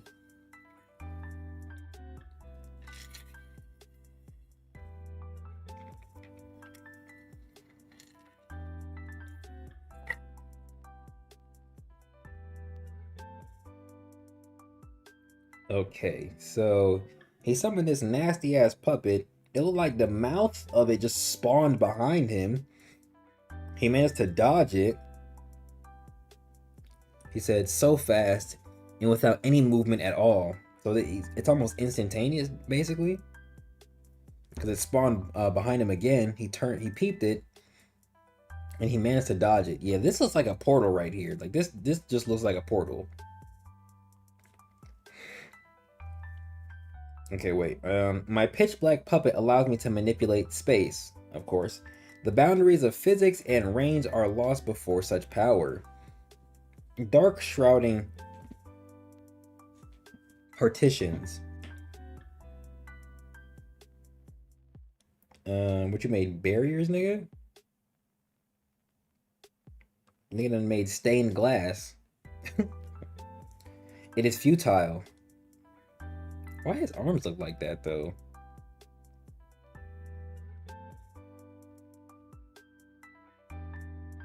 These niggas have some of the most grotesque abilities I've ever seen. Like, visually, just nasty as hell.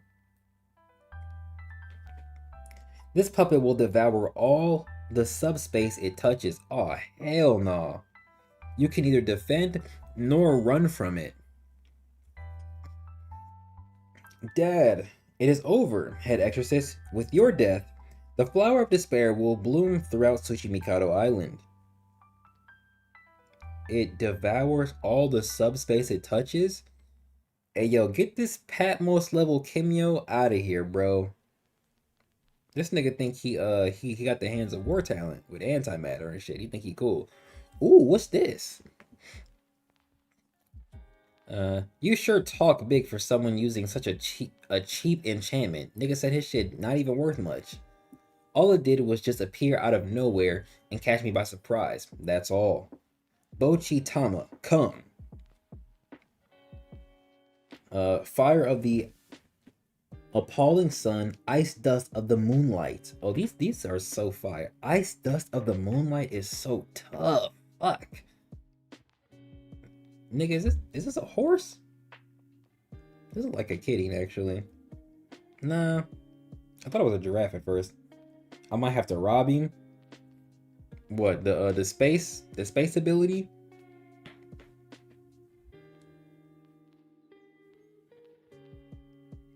Oh, Shikigami gear equipped. Divine Infinity Arm, Scorching Purgatory Reira. Huh. I'm surprised he used gauntlets, actually. His son got swords, he got gauntlets. Why are gauntlets so damn common, bro?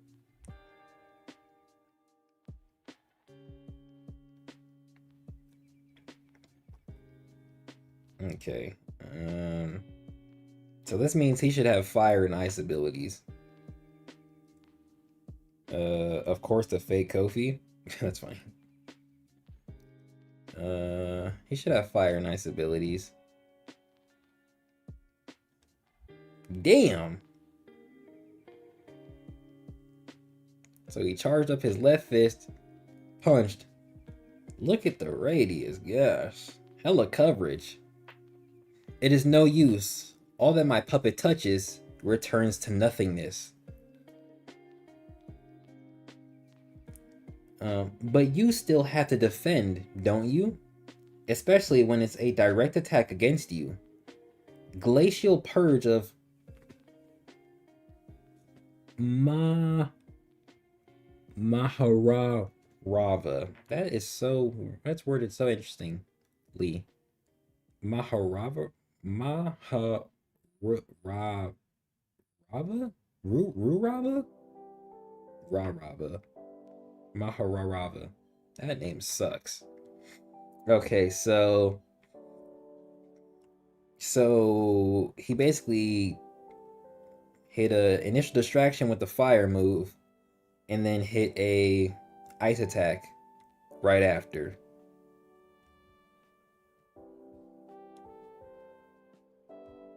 Yet this amalgamation nasty ass puppet showed up still, I think. I think that might be him in the center, but I can't really tell. You intend to kill me to bloom the flower of despair. So does that mean... Ooh, this nigga ore farming. With your death, I can turn the flower of despair into one of hope? W speed blitz. Right behind him. Hit. And then he just rocked his shit. Damn. That's a right to the cheek. Smack that boy straight into the environment. Look at them niggas shook. Oh, they've never seen nothing like this before. Look at he laying there not giving a damn. I hate that though. Good grief. How awful. Despite casting enchantments repeatedly, I end up like this. This shit finna break? That's so ass. We just started. Is he good? What is he finna do? The gate to Magano will open shortly. Please be prepared to enter. The depth of the entrance is 2013. Upon entry, immediately split into two groups. The first group will engage in combat against Ichika Yuto in that very spot. The second group will go to depth 2007 and back up Arima-sama. No good, no good. My apologies, Head Exorcist, but playtime is over.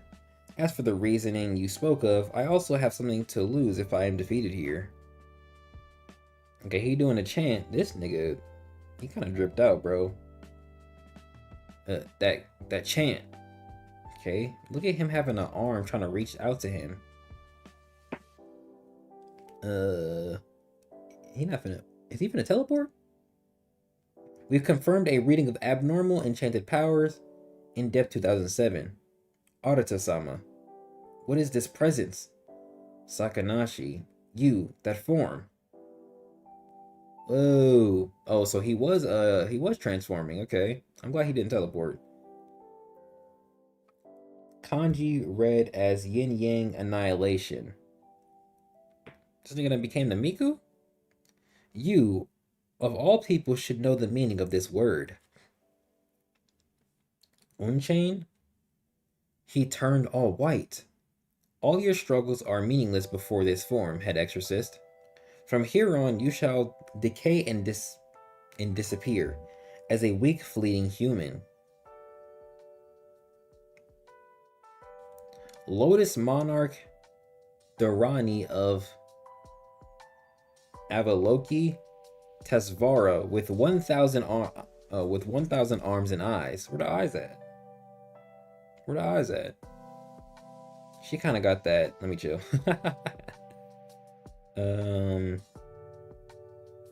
Mana.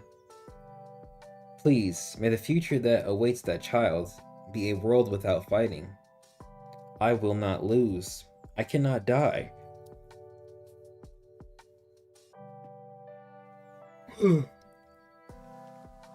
I will decide where I die. Peaceful death of all living beings? Is that the chant? And this nigga got cut in half. Okay. Okay. So this nigga done turned all white or farm, got straight pure on these niggas and cut the leader in half. Great. Great. You're going out really sad right now, bro. is impossible, like trying to stop the day from turning to night. That's kind of a bar. Or stopping the pouring rain in the skies from hitting the ground. Another bar. Because my decisions are synonymous to the divine providence of nature. Fuck, this nigga's aura farming with his words right now. This nigga is spitting. Oh my gosh. This nigga just said, because my decisions are synonymous to the divine providence of nature. I never heard nothing that swaggy in my life. Farewell, head exorcist. This nigga just got cut in half? This nigga really just got cut in half. Yo, there's no way that shit really just happened, bro. He didn't even get to really put up a good fight, though. Like, before I continue, let's really recap what he just did. What he did since they interacted. He dodged his attacks, moved away with his pane glass technique, summoned his Shikigami, activated Shikigami gear, punched him with a burst of flames, and then tried to feint him. Feint isn't the word I'm looking for. What's the word I'm looking for?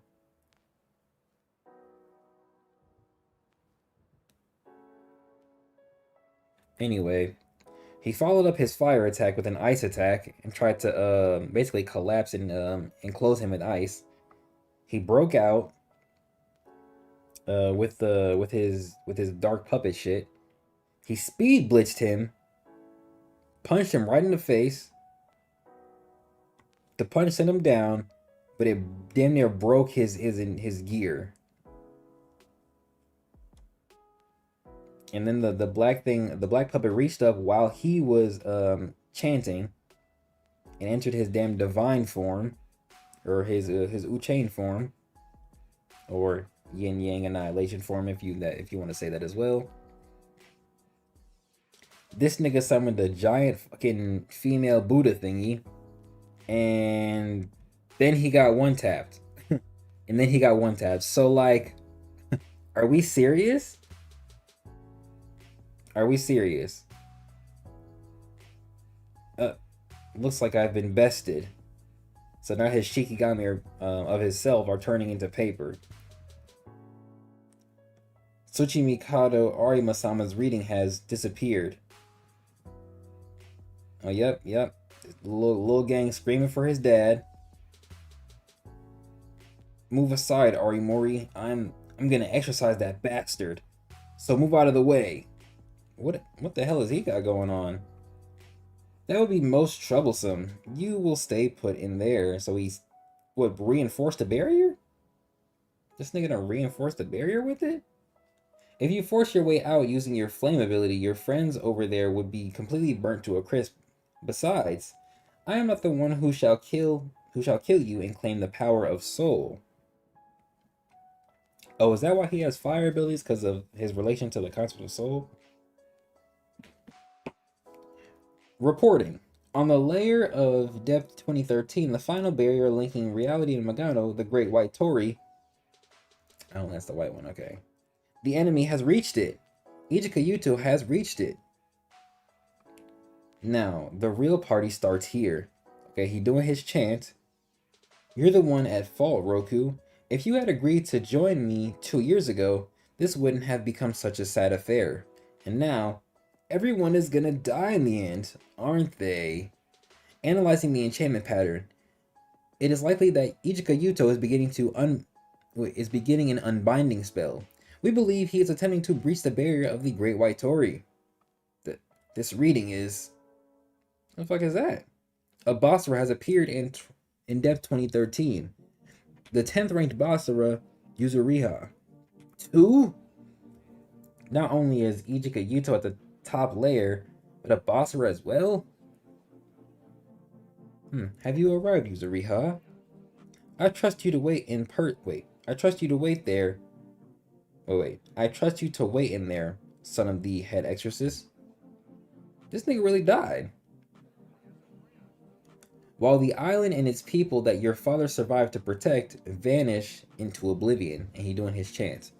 Swarm of the fierce gods through the Ambrosia gate of the Grand Treasure Palace. What a fucking... These niggas be naming shit like how Minato be naming shit, bro. I swear. Minato will have some long ass, methodical ass, like, name. Bro, just shorten that shit, please. How many words is this? 14 words. Fuck. It is my impure death equipped pitch black puppets, greatest secret spell for influencing space. Ambrosia Gate for short. Okay. By connecting the objects that don the entrance and exit spells, I can enable long distance travel all the way from the deep layers. The placement of these entrance and exit spells are not limited to terrain. They can also be placed onto moving objects such as impurities. However, when the Ambrosia Gate is activated, the spell will take a heavy toll on its bearer.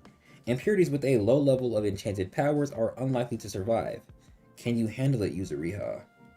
Yeah, it's fine, Sakanashi. I can do it, Sakanashi. After all, I am an extreme masochist. Okay. Okay, he doing his chant. This is what the fucking seal look like on her body. It's kind of clean, I can't lie. Is she screaming in pain? Is that what this is? And where the hell is this at? True Magano depth 1230. What is down there? This thing look like a shark.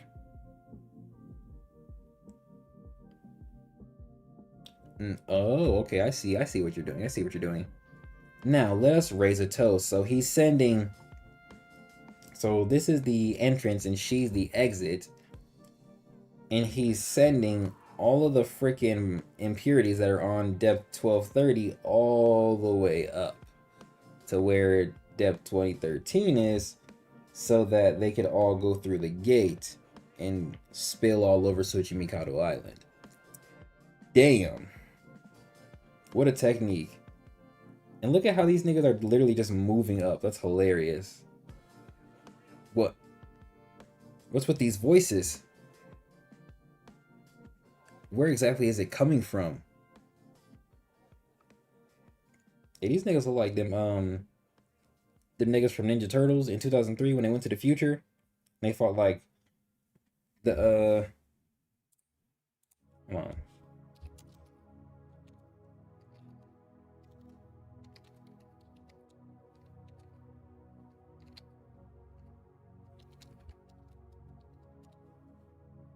There it is.